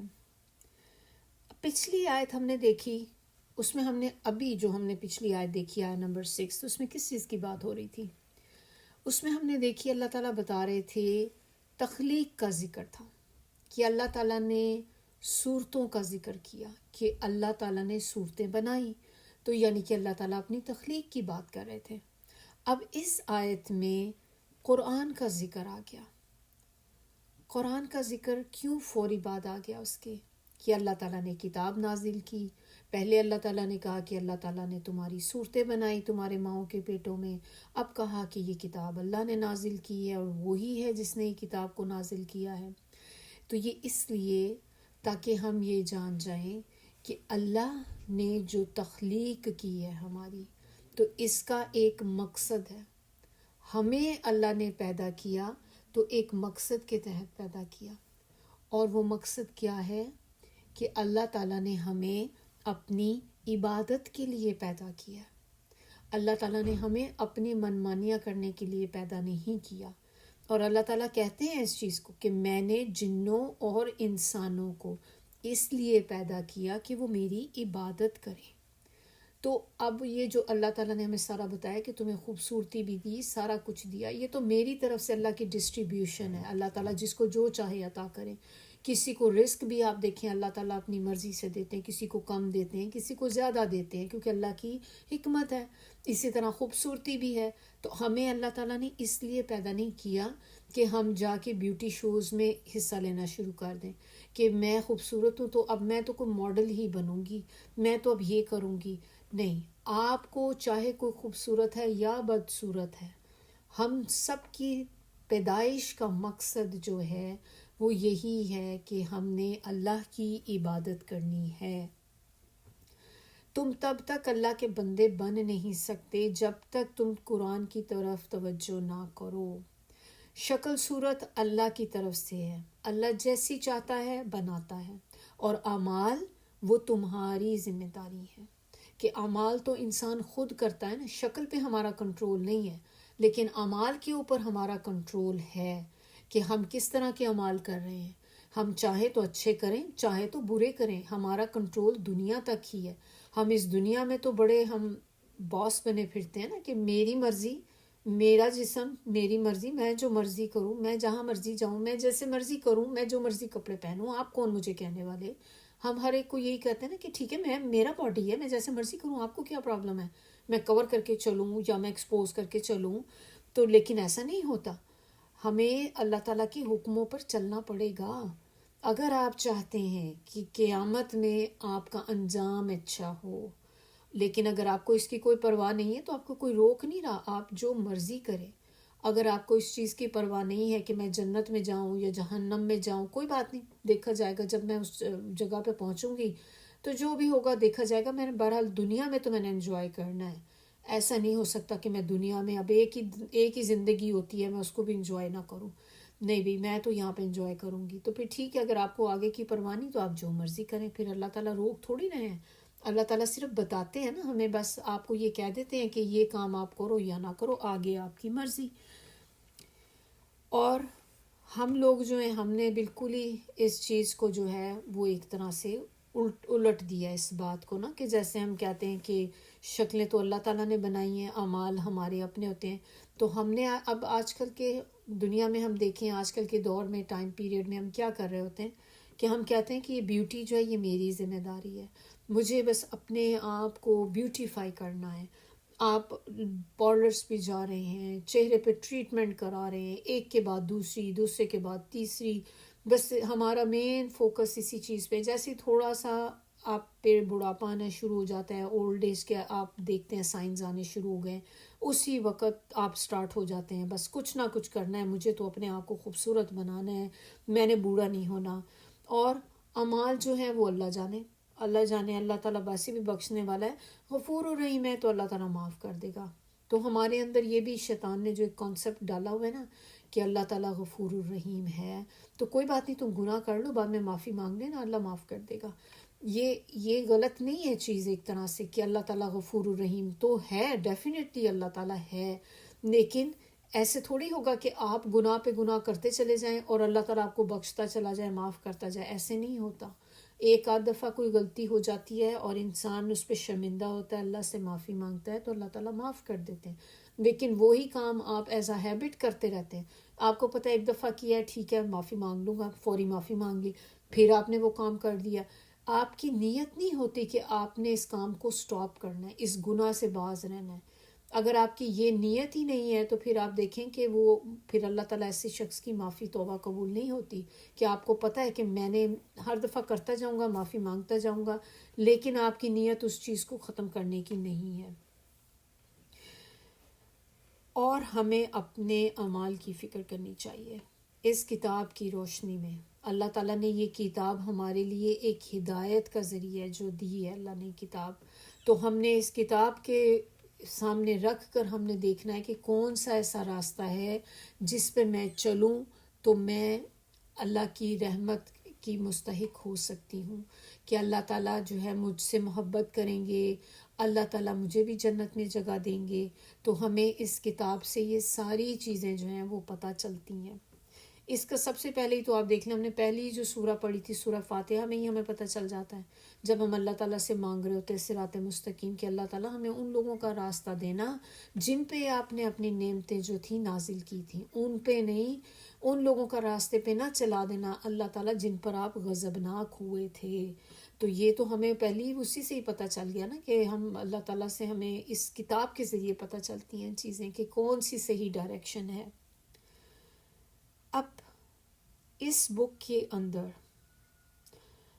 محکم آیات ہیں جو کتاب کی اصل بنیاد ہیں، اور کچھ دوسری ہیں جو متشابہات ہیں۔ اب جن لوگوں کے دل میں کجی ہے یعنی کہ ٹیڑھا پن ہے، اور وہ پہلے سے ہی کسی غلط نظریے پہ یقین رکھتے ہیں، ٹیڑھا پن یہ بھی ہو جاتا ہے نا کہ آپ کی آلریڈی مائنڈ سیٹ ہے آپ کا ایک، اور وہ جو غلط عقیدے ہوتے ہیں شرک والے ہوتے ہیں تو آپ آلریڈی آپ کے دماغ میں وہ ہے، تو آپ وہ چیز تو اندر آپ کے رچی بسی ہے نا، تو آپ اب اسی بیسس کے اوپر ہی آپ ہر چیز کو جج کر رہے ہوتے ہیں۔ تو اگر اس طرح کے جو لوگ ہیں جن کے دل میں یہ چیز ہوتی ہے، ٹیڑھا پن ہوتا ہے، وہ فتنہ انگیزی کی خاطر محض ایک فتنہ کریٹ کرنے کے لیے جو متشابہات ہیں وہ ان کے پیچھے پڑے رہتے ہیں اور انہیں اپنے حسب منشا معنی پہنانا چاہتے ہیں، حالانکہ ان کا صحیح مفہوم جو ہے وہ اللہ کے سوا کوئی نہیں جانتا۔ اور جو علم میں پختہ کار ہیں وہ کہتے ہیں کہ ہم ان متشابہات پر ایمان لاتے ہیں، ساری ہی آیات ہمارے رب کی طرف سے ہیں، اور کسی چیز سے سبق صرف وہی حاصل کرتے ہیں جو لوگ عقل والے ہیں۔ قرآن کے اندر 2 طرح کی آیات ہیں۔ پورے قرآن میں ہم دیکھیں گے تو یہاں پر اللہ تعالیٰ نے خود ہی ان کو ڈویژن کر دیا، اللہ تعالیٰ نے ہمیں بتا دیا کہ 2 طرح کی آیات قرآن میں ہوتی ہیں، ایک کو ہم کہتے ہیں محکمات اور ایک ہوتی ہیں متشابہات۔ تو قرآن میں یہ واحد مقام ہے، یہ آیات جو ہم پڑھ رہے ہیں یہ پورے قرآن میں واحد مقام ہے جہاں پر اللہ تعالیٰ نے یہ تقسیم بتائی ہے، اس کے علاوہ آپ کو قرآن میں یہ بات اور کہیں نہیں ملے گی۔ تو یہاں پر ہمیں جو ہے یہ بتایا گیا ہے، تو ہم دیکھتے ہیں کہ پھر ان دونوں میں فرق کیا ہے۔ تو پہلی والی جو آیات ہیں جن کو محکمات کہتے ہیں، ان کو ہم نے اسی آیت میں ہی دیکھ لیا کہ اللہ تعالیٰ کہہ رہے ہیں کہ علیک الکتاب منہ آیات محکمات ہن ام الکتاب، کہ یہ ان کو اللہ تعالیٰ نے ام الکتاب کہا گیا یہاں پر، اور اس سے کیا معنی ہے کہ یہ واضح ہے، محکم ہے، ٹھکی ہوئی ہیں یہ آیات، اتنی کلیئر ہیں کہ اس میں آپ کو ہو نہیں سکتا کہ بات سمجھ نہ آئے، اتنی کلیئر ہیں یہ۔ اور یہ ساری تعلیمات کا اصل اصول جو ہیں وہ یہی آیات ہوتی ہیں جن کے معنی میننگز یعنی کہ ان کے جو ہوتے ہیں ہر قسم کے شکوک و شبہات سے پاک ہوتے ہیں، آپ کو اس میں کوئی شک نہیں رہتا، اس کی آیات کی جب آپ معنی پڑھتے ہیں اس میں آپ کو کوئی ڈاؤٹ نہیں رہتا، اتنی کلیئر ہوتی ہیں۔ تو ان سے مراد وہ آیات جو بالکل ظاہر، واضح، کلیئر ہوں کہ کوئی بھی عقل والا ان کو سمجھ سکے۔ تو پھر یہ کون سی آیات ہوتی ہیں؟ یہ وہ آیات ہوتی ہیں نمبر 1 جیسے کہ عقیدہ توحید کی آیات، اللہ تعالیٰ ایک ہے، کلیئر ہے، یہ بہت کلیئر، کہیں پہ کوئی ڈاؤٹ آپ کو لگتا ہی نہیں۔ سورۃ اخلاص کے اندر آپ دیکھ لیں اللہ تعالیٰ نے کلیئرلی بتا دیا اس چیز کو۔ تمام آسمانی کتابیں جو اللہ تعالیٰ نے نازل کی تھیں ان سب کے اندر کنٹینیوٹی کے ساتھ ہمیں یہی عقیدہ ملتا ہے کہ اللہ ایک ہے، یہ وہ چیز ہے جو ہر ایک کتاب میں آپ کو ملے گی۔ اور یہ وہ ہیں، یہ والی جو آیات یہ وہ ہوتی ہیں کہ جو کسی بھی ٹائم یا کسی بھی سرکمسٹانسز کے چینج ہونے کی وجہ سے چینج نہیں ہوتی، کوئی بھی ٹائم پیریڈ آ جائے، کوئی بھی سرکمسٹانسز ہو جائیں، یہ آیات کبھی چینج نہیں ہوتی۔ اب جیسے کہ فور ایگزامپل مثال کے طور پہ سمجھ لیں کہ جیسے پچھلی صدی تک آپ کہہ لیں کہ پچھلی سینچری تک تو ہمیں پتہ تھا کہ اللہ تعالیٰ ایک ہے، اور اب ایک دم سے ہی جی کوئی بریکنگ نیوز آ گئی ہے کہ بھئی اب اللہ تعالیٰ ملٹیپل ہو گئے، ناؤز باللہ. ایسا کبھی بھی نہیں ہوگا. اللہ تعالیٰ تب بھی ایک تھا، اللہ تعالیٰ اب بھی ایک ہی ہے، اور اللہ تعالیٰ ہمیشہ ایک ہی رہے گا. تو یہ وہ چیز ہے کہ آپ کا ٹائم پیریڈ چینج ہو جائے، آپ کے حالات چینج ہو جائیں، سرکمسٹانسز، یہ بات کبھی بھی نہیں چینج ہو سکتی، یہ ویسی ہی رہے گی. سیکنڈ چیز اس کے اندر کیا آ جاتی ہے؟ اخلاقی قوانین، یعنی کہ مورل لاز آف قرآن. یہ بھی کوئی نہیں بدل سکتا، یہ بھی کبھی چینج نہیں ہوں گے، چاہے کوئی بھی ٹائم پیریڈ آ جائے، یہ نہیں بدل سکتے. مثال کے طور پہ جیسے جب نبی صلی اللہ علیہ وسلم کا ٹائم تھا تو اس وقت جو چیزیں منع تھیں، جیسے کہ زنا جو تھا، زنا کرنا، چوری کرنا، سلینڈر کرنا، بیک بائٹنگ کرنا، یہ چیزیں کتنی بری تھیں اس وقت. تو اب ایسا تو نہیں ہو سکتا کہ یہ چیزیں اس ٹائم پہ تو بہت بری تھیں مگر اب یہ سب چیزیں ایک دم سے اچھی ہو گئی. اب زنا کرنا بہت اچھا ہو گیا، ابھی اب آپ کر سکتے ہیں، اب آپ جہاں بھی جائیں آپ بیک بائٹنگ کریں، جو مرضی کریں. ایسا نہیں ہے. جو چیز تب بری تھی وہ آج بھی بری ہے. قتل کرنا تب بھی برا تھا، قتل کرنا آج بھی برا ہے. تو یہ بھی وہ چیزیں ہیں جو کبھی بدل نہیں سکتی. اسی طرح نمبر 3 اس کے اندر جو چیز ہے وہ ہے شریعت کے احکامات. شریعت کے احکامات میں بھی یہ چیزیں جو پہلے تھیں وہ بدل نہیں سکتی ٹائم کے ساتھ. جیسے کہ نماز کو پڑھنا، اب پہلے نبی صلی اللہ علیہ وسلم کو معراج پر 5 نمازیں گفٹ کی گئی تھیں کہ 5 نمازوں کا اللہ تعالیٰ نے ان کو حکم دیا تھا. کم کرتے کرتے 5 تک آ گئی تھی وہ. تو اب یہ تو نہیں ہوگا کہ اب ہم کہہ دیں کہ وہ پہلے 5 تھیں اب 2 رہ گئی صرف. نہیں، یہ تو نہیں ہوں گی. تا قیامت تک ہم 5 ہی نمازیں پڑھیں گے روزانہ. روزے جو ہیں ہر سال رمضان میں آپ نے روزہ رکھنا. اب یہ نہیں ہے کہ آپ کے روزوں کی کوانٹٹی کم ہو گئی ہے یا وہ مہینہ بدل گیا. پہلے چونکہ رمضان کے مہینے میں رکھتے تھے، اب جی چینج ہو گئی ہے، ایک نیا اپ ڈیٹ آیا ہے.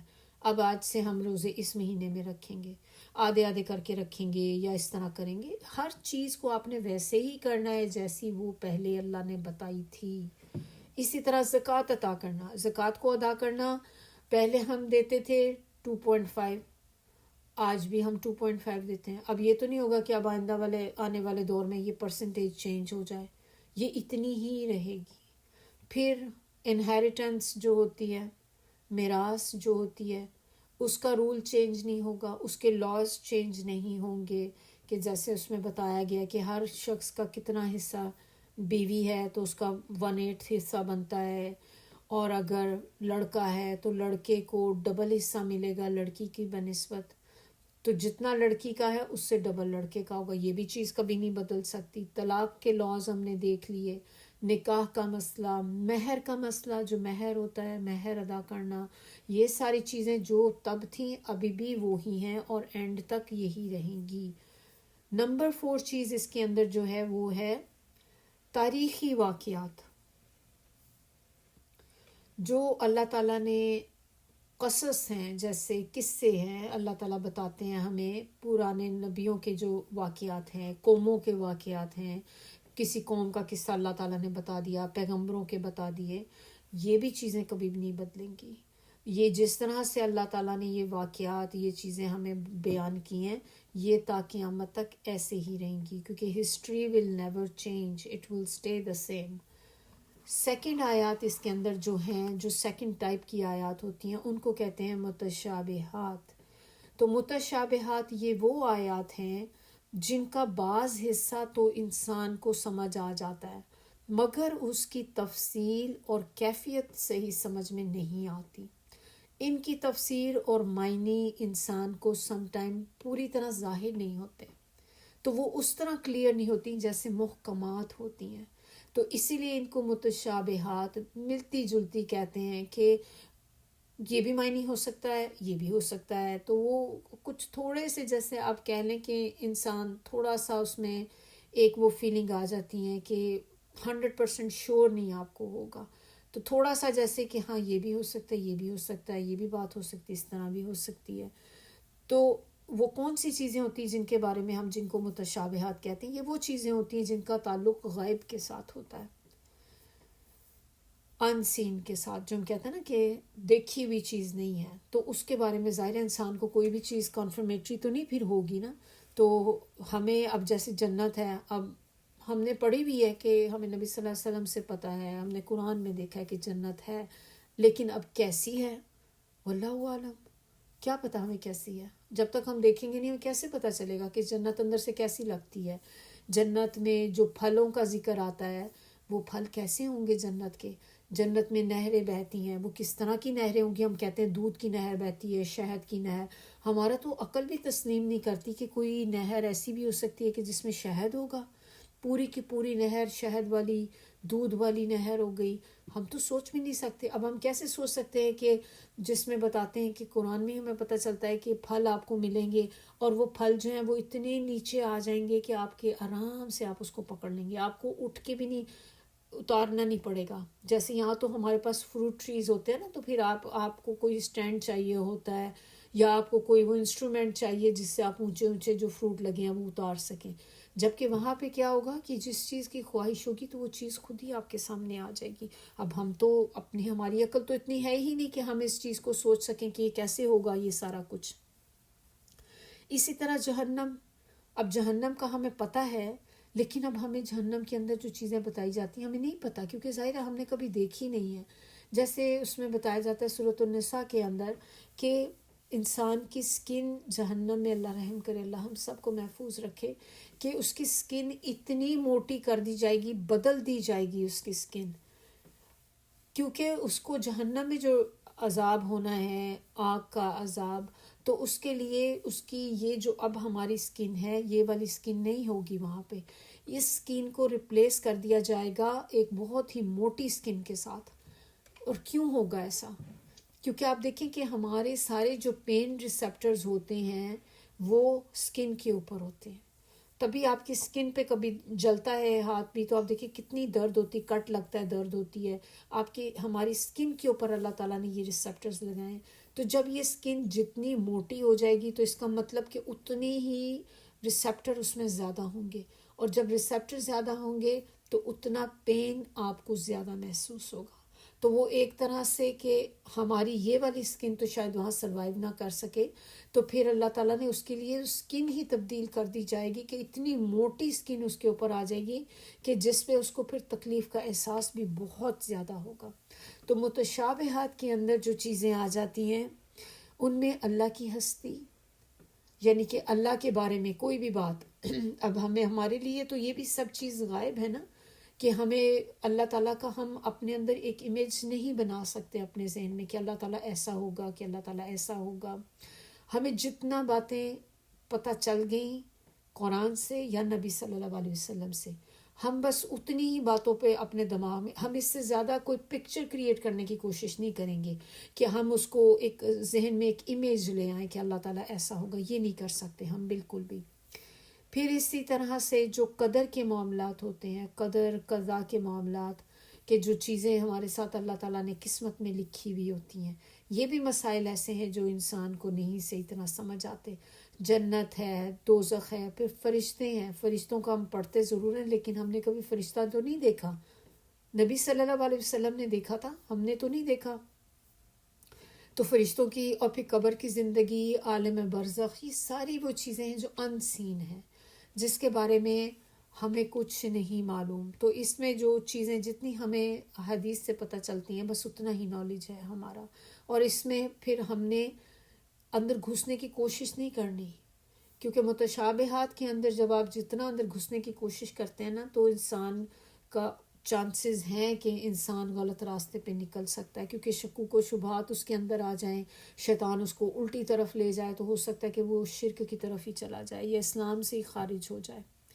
تو ہم نے اس چیزوں سے بچنا ہے. جتنا نالج ہمیں دے دیا گیا وہی ہمارے لیے انف ہے، اور ہم اس پر بلیو کرتے ہیں. جتنی ہمیں بتا دی ہم اس پر پورا یقین کرتے ہیں، اور جو چیز ہمیں نہیں بتائی ہم اس کی ٹو میں نہیں لگتے. اور متشابہات کے اندر یہ بھی ایک معنی ہے کہ اس کی صحیح مراد صرف اللہ ہی کو معلوم ہے. وہی اپنے کرم اور احسان سے جس کو جس قدر آگاہی دینا چاہے گا دے دے گا، لہٰذا اس میں کھینچ تان کر کوئی معنی نکالنا صحیح نہیں ہے کہ آپ کو معنی سمجھ بھی نہیں آ رہا لیکن پھر بھی آپ کوئی معنی فٹ کرنے کی کوشش کر رہے ہیں اس میں کہ مجھے چونکہ اب بتانا ہے سب کو، میں کچھ نہ کچھ فٹ ان کر لوں بس کہ یہ بس اس میں سیٹ ہو جائے نا ہر چیز، یہ بھی نہیں آپ کر سکتے۔ اور اللہ تعالیٰ جس کو جتنی آگاہی دینا چاہے گا وہ اللہ تعالیٰ اتنی دے دے گا، تو لہٰذا ہمیں خود سے اس کے معنی کرنے سے بچنا چاہیے۔ لیکن اللہ تعالیٰ کہتے ہیں کہ جن کے دلوں میں ٹیڑھ پن ہے، کجی ہے، وہ ایسی آیات کے پیچھے پڑ جاتے ہیں، جیسے کہ جہنم ہے، جہنم کا ذکر ہے۔ اب ہمیں پتہ ہے کہ جہنم کے اوپر 19 فرشتے ہوتے ہیں۔ اب ان کو یہ نہیں ہے غرض اس سے کہ وہ جہنم کی آپ چلیں باتیں سوچیں کہ جہنم میں اندر ہم کیسے اپنے آپ کو بچائیں، اللہ تعالیٰ میں محفوظ رکھیں۔ اب وہ اس بحث میں پڑ جاتے ہیں کہ 19 کیوں ہیں، 20 کیوں نہیں، 18 کیوں نہیں ہے، اتنے ہی فرشتے کیوں ہیں۔ اب یہ والی چیزوں کی بحث میں پڑ جانا جس کا آپ کو کوئی فائدہ نہیں ہے۔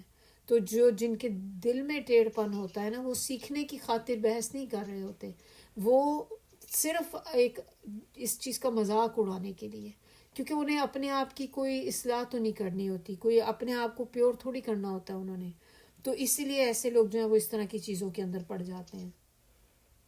نمبر 3 چیز اس کے اندر کیا ہے کہ ان سے مراد، متشابہات سے مراد قرآن کے وہ الفاظ بھی ہیں جو ملتے جلتے ہیں، جیسے کہ ان کے ایک سے زیادہ معنی رکھتے ہیں وہ الفاظ۔ آپ دیکھتے ہیں تو ایک معنی اس کا یہ بھی ہو سکتا ہے اور ایک معنی اس کا جو ہے وہ دوسرا بھی ہو سکتا ہے، تو پھر بندہ کہتا ہے کہ یہ پتہ نہیں اب یہ کیا ہے، تو تھوڑی سی آپ کو پتہ ہے کہ ملتے جلتے تو کہیں پہ بھی آپ اس کو فٹ ان کر سکتے ہیں۔ جیسے کہ مثال کے طور پہ آپ کہہ لیں کہ سٹیبل ہے۔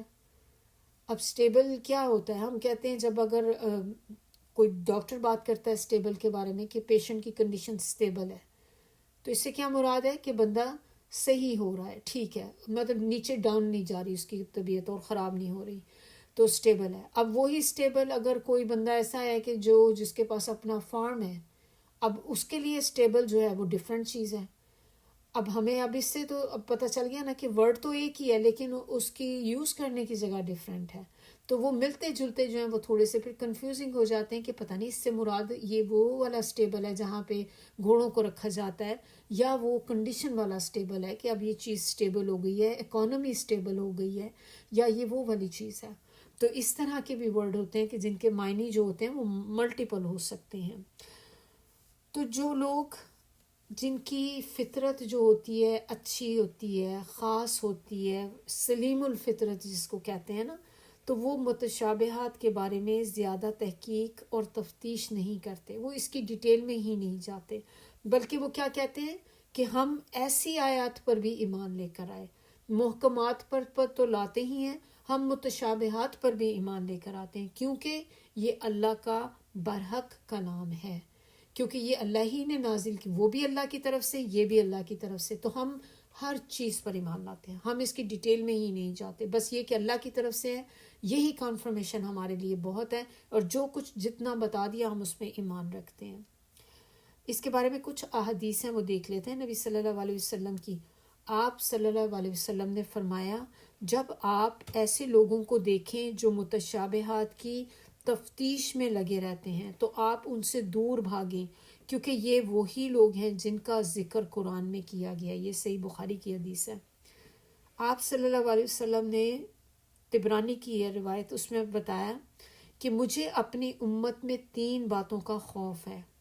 نمبر 1، یہ کہ مال بہت مل جائے جس کی وجہ سے باہمی حسد میں وہ مبتلا ہو جائیں اور پھر ایک دوسرے کا خون خرابہ کرنے لگیں۔ دوسرے وہ لوگ کہ یہ کتاب ان کے سامنے کھل جائے اور اس میں جو باتیں سمجھتے نہیں ہیں، یعنی کہ متشابہات، جو تھوڑی سی بات ان کو سمجھ، جو آیات نہ آئیں، پھر وہ ان کے معنی کی کوششوں میں سمجھنے کی لگ جائیں کہ نہیں ہمیں تو اب اسی کے پیچھے پڑھنا ہے، کیوں نہیں مجھے اس کی سمجھ آ رہی، میں نے اس کی ڈیٹیل میں جانا ہے، حالانکہ ان کا مطلب صرف اللہ جانتا ہے۔ تیسری چیز اس کے اندر جو آتی ہے وہ یہ کہ ان کا علم بڑھ جائے اور وہ پھر اس کو ضائع کر دیں، اور پھر علم کو بڑھانے کی کوشش بھی، اسٹرگل جو ہوتی ہے اس کو بھی چھوڑ دیں. کہ آپ نے ایک دفعہ جتنا علم لے لیا تو آپ اپنے اندر سمجھیں کہ بس میں نے تو بہت علم حاصل کر لیا. ایک تو اس کو آپ نے کہہ کے اپنا چیزیں ضائع کر دیں، اور دوسری بات یہ کہ جتنا آپ نے لے لیا پھر آپ اسی پہ اسٹاپ کر جائیں. آپ آگے مزید بڑھنے کی کوشش نہ کریں کہ بس میں نے سیکھ تو لیا، اب اس سے زیادہ اور کیا سیکھوں، میں نے پڑھ لیا، ایک دفعہ قرآن پڑھ لیا، اٹس انف فار می، مجھے پتہ چل گیا ہے. تو آپ نے آگے مزید اس میں کوئی بھی پروگریس آپ نے نہیں کی. پھر یہ والی آیات جو ہیں، یہ متشابہات والی، یہ آیات عموماً اللہ کی ذات اور صفات سے متعلق ہوتی ہیں. جیسے کہ اللہ تعالیٰ کہتے ہیں کہ ثم استوى علی العرش، پھر ایک اور جگہ پہ اللہ تعالیٰ کہتے ہیں الرحمن علی العرش استوى. تو یہ اس میں آپ یہ چیز کو پیچھے پڑ جائیں اب کہ اللہ کا عرش کیسا ہے، اللہ خود کیسا ہے، اللہ تعالیٰ اگر عرش پہ ہے تو اللہ تعالیٰ کیا بیٹھے ہوتے ہیں، کہ اللہ تعالیٰ کھڑے ہوتے ہیں، کس طرح سے بیٹھے ہوں گے، کیا وہ ایک جیسے کنگ کا ذہن میں آتا ہے، ہمارے کوئی بادشاہ ہے کسی ملک کا تو اس طرح کا تصور ذہن میں آنے لگ جائے تو اس طرح کی اب اس چیزوں میں پڑ جائیں. یہ چیزیں انسان کو گمراہی کی طرف لے جاتی ہیں، اور گمراہی شرک ہے. جب انسان گمراہی کی طرف چلا جاتا ہے اسی سے پھر انسان جو ہوتا ہے وہ شرک میں چلا جاتا ہے. تو اللہ تعالیٰ ہمیں محفوظ رکھے ایسی ساری گمراہیوں سے. آپ صلی اللہ علیہ وسلم نے فرمایا کہ جس نے صرف اپنی رائے کی بنیاد پر تفسیر کی، اس کو چاہیے کہ اپنا ٹھکانہ آگ پر بنا لے. کہ آپ جب تفسیر کر رہے ہوتے ہیں تو آپ اس میں اپنی رائے نہیں ٹھونکتے اندر کہ میری رائے یہ ہے، اس میں میں ایسے سوچتی ہوں، میرا خیال ہے یہ چیز ایسے ہوگی. ایسے ہم نہیں کر سکتے. جو بھی کوئی یہ کرے گا تو پھر وہ اپنا ٹھکانہ آگ پر بنا لے. اس میں نا اللہ تعالیٰ نے اس آیت کے اندر ورڈ یوز کیا ہے تعویل کا. تعویل کیا ہوتی ہے؟ تعویل جو ہوتی ہے، یہ جب متشابہات کی بات ہو رہی تھی نا تو اس کے بعد ہے کہ وابتغاء تأویلہ، کہ اس کی مراد اصلی میں نے آپ کو معنی لکھا ہے. تو تعویل کے معنی میں دو چیزیں آ جاتی ہیں. ایک تو یہ کسی چیز کی اصلی حقیقت، دوسری چیز اس کے اندر آ جاتی ہے کسی چیز کی تفسیر، تعبیر اور اس کا بیان. تو یہ دو چیزیں تعویل میں آ جاتی ہیں کہ کوئی بھی اصل حقیقت اس کی جو ہے وہ کیا ہے. اور اس میں نیکسٹ جو چیز امپورٹنٹ ہے ہمارے لیے، وہ ایک اور ورڈ یہاں پر اللہ تعالیٰ نے جو بات بتائی ہے کہ والراسخون فی العلم. تو راسخون علم میں جو ہوتے ہیں یہ کون سے لوگ ہوتے ہیں؟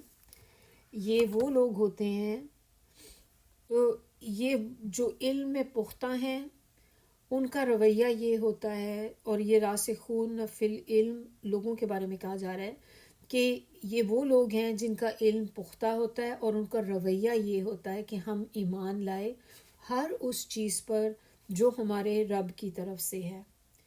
اور یہ لوگ کون ہوتے ہیں جو اس طرح کا دعویٰ کرتے ہیں؟ یہ لوگ وہ ہوتے ہیں جن کا علم جو ہوتا ہے بہت مضبوط ہوتا ہے. اور مضبوط وہ کس طرح سے ہوتا ہے؟ بار بار پڑھنے کی وجہ سے.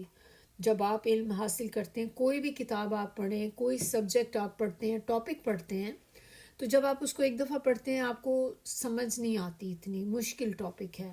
پھر آپ اس کو دوبارہ پڑھتے ہیں، پھر آپ کو تھوڑی باتیں زیادہ سمجھ آتی ہیں، جو آپ کو پہلے جتنی تھیں آپ کو اب اس سے زیادہ سمجھ آ رہی ہیں. پھر آپ اس کو ایک دفعہ اور پڑھتے ہیں، اس سے کیا ہوتا ہے کہ پھر آپ کو جو اور بھی کچھ باتیں تھیں جو پہلے 2 دفعہ سمجھ نہیں، اب آپ کو تیسری دفعہ میں سمجھ آ جاتی ہیں. تو اس طرح آپ بار بار جب اس چیز کو پڑھتے ہیں تو ایک وقت آتا ہے کہ آپ کو اس کی ساری چیزیں سمجھ آنی شروع ہو جاتی ہیں. تو جب بھی کوئی چیز کو آپ بار بار پڑھتے ہیں تو آپ اس چیز کو ماسٹر کر لیتے ہیں، اور پھر اس کے بعد وہ والا جو علم آپ کا ہوتا ہے، وہ آپ کا علم جو ہے وہ اسٹرانگ ہو جاتا ہے بہت زیادہ، اور بہت پختہ جس کو کہتے ہیں. راسخون کا ورڈ جو ہے نا رسوخ سے ہے. رسوخ کس کو کہتے ہیں؟ رسوخ کا مطلب ہوتا ہے جم جانا. کسی چیز کے اوپر آپ نے جماؤ کر لینا، ڈیپ انڈرسٹینڈنگ جو کسی چیز کی ہوتی ہے نا، کہ بہت ڈیپتھ میں جا کے کسی چیز کو سوچنا. اس کے بارے میں ایک ابن ماجہ کی روایت ہے کہ اس میں بتایا جا رہا ہے کہ جو عابد ہوتے ہیں نا، عابدوں میں سے، عابد کون ہوتے ہیں؟ جو عبادت کرنے والے ہوتے ہیں، جو اللہ کی عبادت کرتے ہیں، کہ عابدوں میں سے 1000 عابدوں میں ایک فقیہ شیطان کو بہت ناگوار گزرتا ہے. یعنی کہ آپ 1000 آپ عابد لے لیں اور ایک ایسا آپ لے لیں جو اسکالر ہوتا ہے، مفتی جس کو کہتے ہیں، تو اس کو وہ 1000 عابد برے نہیں لگتے، لیکن اس کو وہ ایک اسکالر جو ہے شیطان کو وہ بہت ناگوار گزرتا ہے. آپ صلی اللہ علیہ وسلم نے فرمایا کچھ لوگ اللہ والے ہیں، یعنی کہ اہل اللہ جن کو کہتے ہیں. تو لوگوں نے پوچھا کہ وہ کون ہے؟ آپ صلی اللہ علیہ وسلم نے کہا کہ وہ قرآن والے ہیں اور اللہ کے خاص بندے ہیں. پھر آپ سے پوچھا گیا آپ صلی اللہ علیہ وسلم سے کہ پختہ علم والے لوگ کون ہوتے ہیں؟ تو فرمایا کہ جس کی قسم سچی ہو، یعنی کہ وہ جب بھی قسم کھائے تو سچی قسم کھائے، جس کی زبان راست ہو، یعنی کہ زبان سے جب بھی بولے سچ بولے، صحیح اور حق بات بولے، جس کا دل سلامت ہو، جس کا پیٹ حرام سے بچا ہو، جس کی شرمگاہ حرام سے بچتی ہو. پھر علم رسوخ جب آتا ہے تو پھر اس کی دعائیں بدل جاتی ہیں. جو بندہ جس کو علم مل جاتا ہے نا اس قسم کا، جس کا ہم پڑھ رہے ہیں کہ راسخ علم جو ہوتے ہیں، تو جب جس کا علم اس طرح پختہ ہو جائے پھر وہ بندہ جو ہوتا ہے وہ عام بندہ نہیں رہتا. ایسے ہوتا ہے کہ جیسے آپ اس کی مثال لے لیں کہ کوئی فروٹ ٹری ہوتا ہے، جب تک آپ دیکھیں کہ اس پہ ابھی پھل نہیں آیا ہوا اور وہ درخت کیسے کھڑا ہوتا ہے، لیکن جیسے ہی آپ دیکھیں کہ اس پہ پھل لگتا ہے تو اس کے ساتھ ہی اس کی شاخیں جو ہے نیچے کو آ جاتی ہیں، وہ لٹکنا شروع ہو جاتی ہے. اس کی شاخیں جو ہوتی ہیں، کیوں؟ اس کے وزن سے، وہ جو فروٹ اس کے اوپر لگا ہوا ہے اس کے وزن کی وجہ سے اس کی شاخیں نیچے آ جاتی ہیں. تو اسی طرح جیسے جیسے انسان کا علم بڑھتا جاتا ہے، انسان کے اندر سے غرور نکلتا جاتا ہے اور وہ جھک جاتا ہے، ہمبل ہو جاتا ہے، عاجز ہو جاتا ہے. اور جتنا انسان میں علم کی کمی ہوتی ہے اتنی گردن اکڑی ہوئی ہوتی ہے. اتنا آپ دیکھیں کہ آپ کو لوگ ملتے ہیں وہ آپ کو پراؤڈ ملتے ہیں. کئی دفعہ لوگ اتنے آپ کو لگتا ہے کہ بہت پراؤڈی تھی بندی نا. اور جتنا علم کسی میں بڑھتا جاتا ہے وہ چیز اس کی ختم ہونی شروع ہو جاتی ہے، پھر وہ اتنا ہی زیادہ عاجز ہو جاتا ہے. تو اگر آپ کسی کو دیکھنا چاہتے ہیں کوئی کتنا علم کے اندر آ گیا ہے تو پھر آپ اس کو یہ چیز آپ اس کی دیکھیں کہ وہ کتنا ہمبل ہے. جو جتنا ہمبل ہے تو آپ سمجھ جائیں کہ اتنا ہی اس کے دل میں اللہ کا ڈر ہے، تقوی ہے اس کا اتنا زیادہ. تو اسی طرح پھر ان کی دعائیں بھی جو ہیں وہ بھی بدل جاتی ہیں، اور اسی دعاؤں کے بارے میں جو ہمیں پھر آگے بتایا جا رہا ہے. اگلی آیت میں ہم اس دعا کو دیکھیں گے.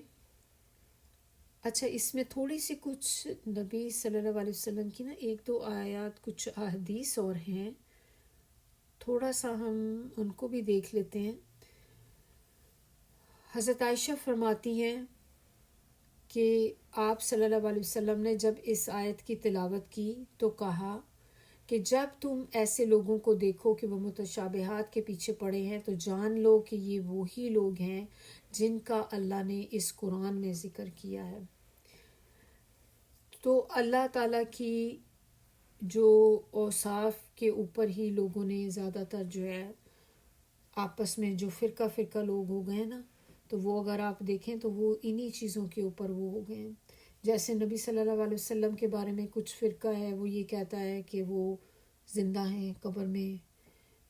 کچھ اللہ تعالیٰ کے بارے میں بھی کچھ لوگ اس طرح سے کہتے ہیں نا کہ اللہ تعالیٰ ہر چیز میں موجود ہے، اللہ تعالیٰ اس میں بھی ہے، اللہ تعالیٰ اس میں بھی ہے، اللہ تعالیٰ اس میں بھی ہے. جبکہ ہمیں کیا پتہ ہے، قرآن سے کیا پتہ چلتا ہے؟ ابھی میں نے آپ کو 2 چیزوں کا جو ریفرنس دیا تھا کہ اللہ تعالیٰ کے بارے میں کہ اللہ تعالیٰ عرش پہ ہے، ثم استویٰ علی العرش الرحمن علی العرش استویٰ، کہ اللہ تعالیٰ جو ہے وہ تو عرش پہ مستوی ہے. تو اس طرح کی چیزیں جب ہم بات کرتے ہیں نا، یہ چیزیں ہمیں گمراہی کی طرف لے جاتی ہیں. تو ہمیں ان چیزوں سے پرہیز کرنا ہے، ان چیزوں سے ہمیں بچنا ہے۔ نیکسٹ آیت ہمارے پاس جو ہے وہ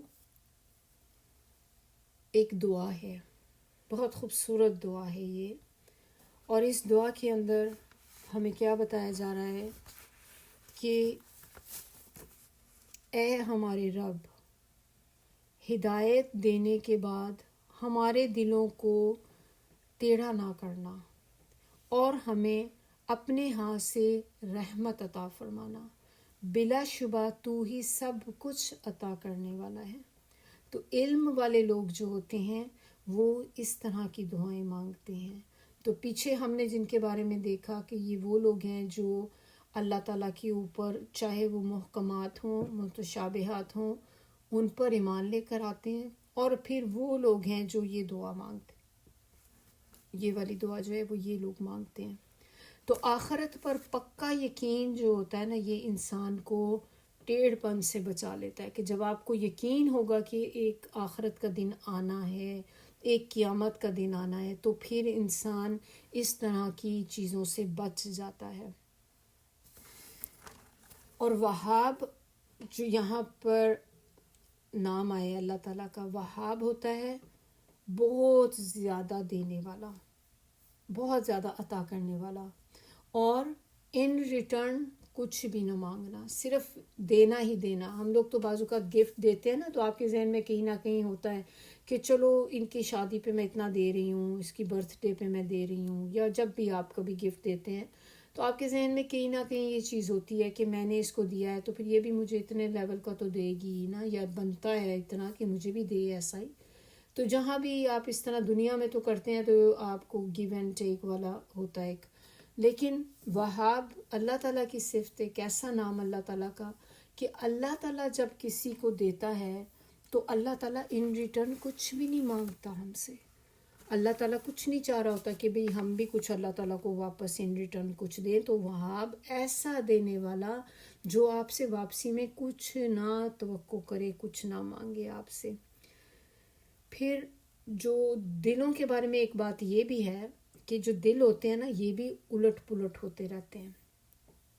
کبھی ہمارا دل ہے اس میں ایمان بہت زیادہ ہو جائے گا، کبھی آپ کو لگے گا دل میں آپ کے ایمان کی کمی ہو گئی ہے، کبھی تو ہم عبادت کرتے ہیں اتنا مزہ آ رہا ہوتا ہے، اتنا اچھا لگ رہا ہوتا ہے کہ بندہ کا دل کرتا ہے بس پڑھتے ہی چلی جاؤ، اور کبھی ہوتا ہے کہ آپ کا دل بالکل بھی نہیں چاہ رہا، نماز بڑی مشکل آپ پڑھتے ہیں، وہ بھی ایسے بھاگ بھاگ کے نماز پڑھتے ہیں۔ تو اسی طرح یہ جو دل ہے نا ہمارے، دل الٹ پلٹ ہوتے رہتے ہیں۔ اور اللہ تعالیٰ نے ہمیں جیسے بہت ساری دعائیں بھی سکھائیں، اسی طرح ایک دعا نبی صلی اللہ علیہ وسلم بہت زیادہ دعا مانگا کرتے تھے، اس میں یہ والی دعا تھی، یا مقلب القلوب ثبت قلبی علی دینک، کہ اے دلوں کو الٹ پلٹ کرنے والے اللہ تعالیٰ میرے دل کو اپنے دین کی طرف پھیر دے۔ اب ہم کیا کریں؟ ہمیں بھی پتہ ہے، ہم سب نے ایسی چیزیں ایکسپیرینس کی ہوئی ہیں کہ کبھی نہ کبھی لائف میں ہمارے ساتھ ہوتا رہتا ہے کہ دل کی حالت اپ اینڈ ڈاؤن ہوتی رہتی ہے۔ تو اب اس کو بچانے کے لیے اب ہم کیا کریں؟ کچھ چیزیں ایسی ہیں جو ہم کر سکتے ہیں تاکہ ہمارا دل جو ہے وہ اتنا الٹ پلٹ نہ ہو، اسٹیبل رہے تھوڑا۔ تو ایک تو اس کے لیے کہ بہت زیادہ دعائیں کریں، دعا مانگیں کہ اللہ تعالیٰ مجھے جما دے، ثابت قدم کر دے۔ تو یہ دلوں میں ہی چیزیں آتی ہیں نا، جب ہماری ثابت قدمی ختم ہو جاتی ہے، کسی دن ہم کر رہے ہوتے ہیں، کسی دن ہم بالکل بھی نہیں کام کر رہے ہوتے، تو اس کے لیے دعائیں کریں۔ پھر نمبر 2 چیز اس میں ہم کیا کر سکتے ہیں کہ دین کا علم حاصل کریں۔ 3rd چیز اس کے اندر کہ آپ نیک لوگوں کی مجلس میں بیٹھیں، اچھے لوگوں کی مجلس میں بیٹھیں، جہاں سے آپ ہمیشہ جب جائیں کچھ نہ کچھ سیکھیں۔ ایسے لوگوں کی مجلس میں نہ بیٹھیں، دور رہیں ایسے لوگوں سے جو آپ کو شکوک و شبہات میں ڈال دیں، جو اس طرح کے متشابہات میں پڑے رہتے ہو نا، ایسے لوگوں سے دور ہو جائیں، کیونکہ یہ خود بھی گمراہ ہوں گے، آپ کو بھی گمراہ کر دیں گے۔ 4تھی چیز اس میں کیا ہے کہ آپ عاجزی اختیار کریں، ہمبل ہوں۔ جب یہ والی کوالٹی آپ اپنے اندر لے آئیں گے نا تو اللہ تعالیٰ محبت کرتا ہے ایسے لوگوں سے، اللہ تعالیٰ کو ایسے لوگ اچھے لگتے ہیں جو بہت زیادہ عاجز ہوتے ہیں۔ اور اللہ کی رحمت ہم مانگ رہے ہیں اس دعا کے اندر کہ اللہ تعالیٰ ہمیں اپنے پاس سے عطا کر اپنی رحمت، اور وہ رحمت کیا ہوتی ہے، اللہ کی رحمت میں کیا چیز آتی ہے، کیوں رحمت ہم مانگ رہے ہیں؟ کیونکہ اللہ کی رحمت کے اندر ہر چیز آ جاتی ہے. اور جنت بھی ہم نے دیکھا تھا کہ اللہ کی رحمت سے ہی ملے گی. تو ہمیں جنت اللہ کی رحمت سے ملے گی. دنیا کی آسانیاں، خیر اور جو آخرت کی آسائشیں ہیں، یہ ساری ہمیں اللہ کی رحمت سے ہی ملیں گی. پھر ہدایت، علم، اولاد، صحت، یہ جو رزق ہے، یہ سارا کچھ اللہ کی رحمت سے ہے. جو نعمتیں آپ کے پاس ہیں یہ اللہ کی رحمت ہے. جو ہم ایک دوسرے سے محبت کرتے ہیں، جو ماں باپ اپنی اولاد سے محبت کرتے ہیں، جانور بھی اپنے بچوں سے محبت کرتے ہیں، یہ محبت بھی اللہ کی رحمت ہے جس کی وجہ سے ہم اپنی فیملی کی ٹیک کیئر کرتے ہیں. جانور تک بھی دیکھیں اپنے بچوں سے کتنی محبت کرتے ہیں کہ ان کی ٹیک کیئر کر رہے ہوتے ہیں کس طرح سے. اور ہمارا آپس میں ایک دوسرے سے ملنا جلنا، یہ بھی اللہ کی رحمت ہے. اور اللہ تعالیٰ اگر ہمارے دلوں میں محبت نہ ڈالے تو ہم کسی سے ملنا بھی گوارا نہ کریں. دل بھی نہ کرے کہ ہم کبھی کسی سے ملیں، نہ ہمارا کہیں ایسے سوشل گیدرنگز میں دل کرے جانے کو، نہ مسجدوں میں کبھی جائیں. تو یہ اللہ تعالیٰ کی بہت بڑی رحمت ہے. تو اللہ کی رحمت جو ہے اس کے اندر ہر چیز آ جاتی ہے. تو اللہ سے اللہ کی رحمت مانگیں، اللہ کی رحمت کی دعائیں مانگیں. اور یہ دعا بہت خوبصورت ہے، اس دعا کو یاد کر لیں.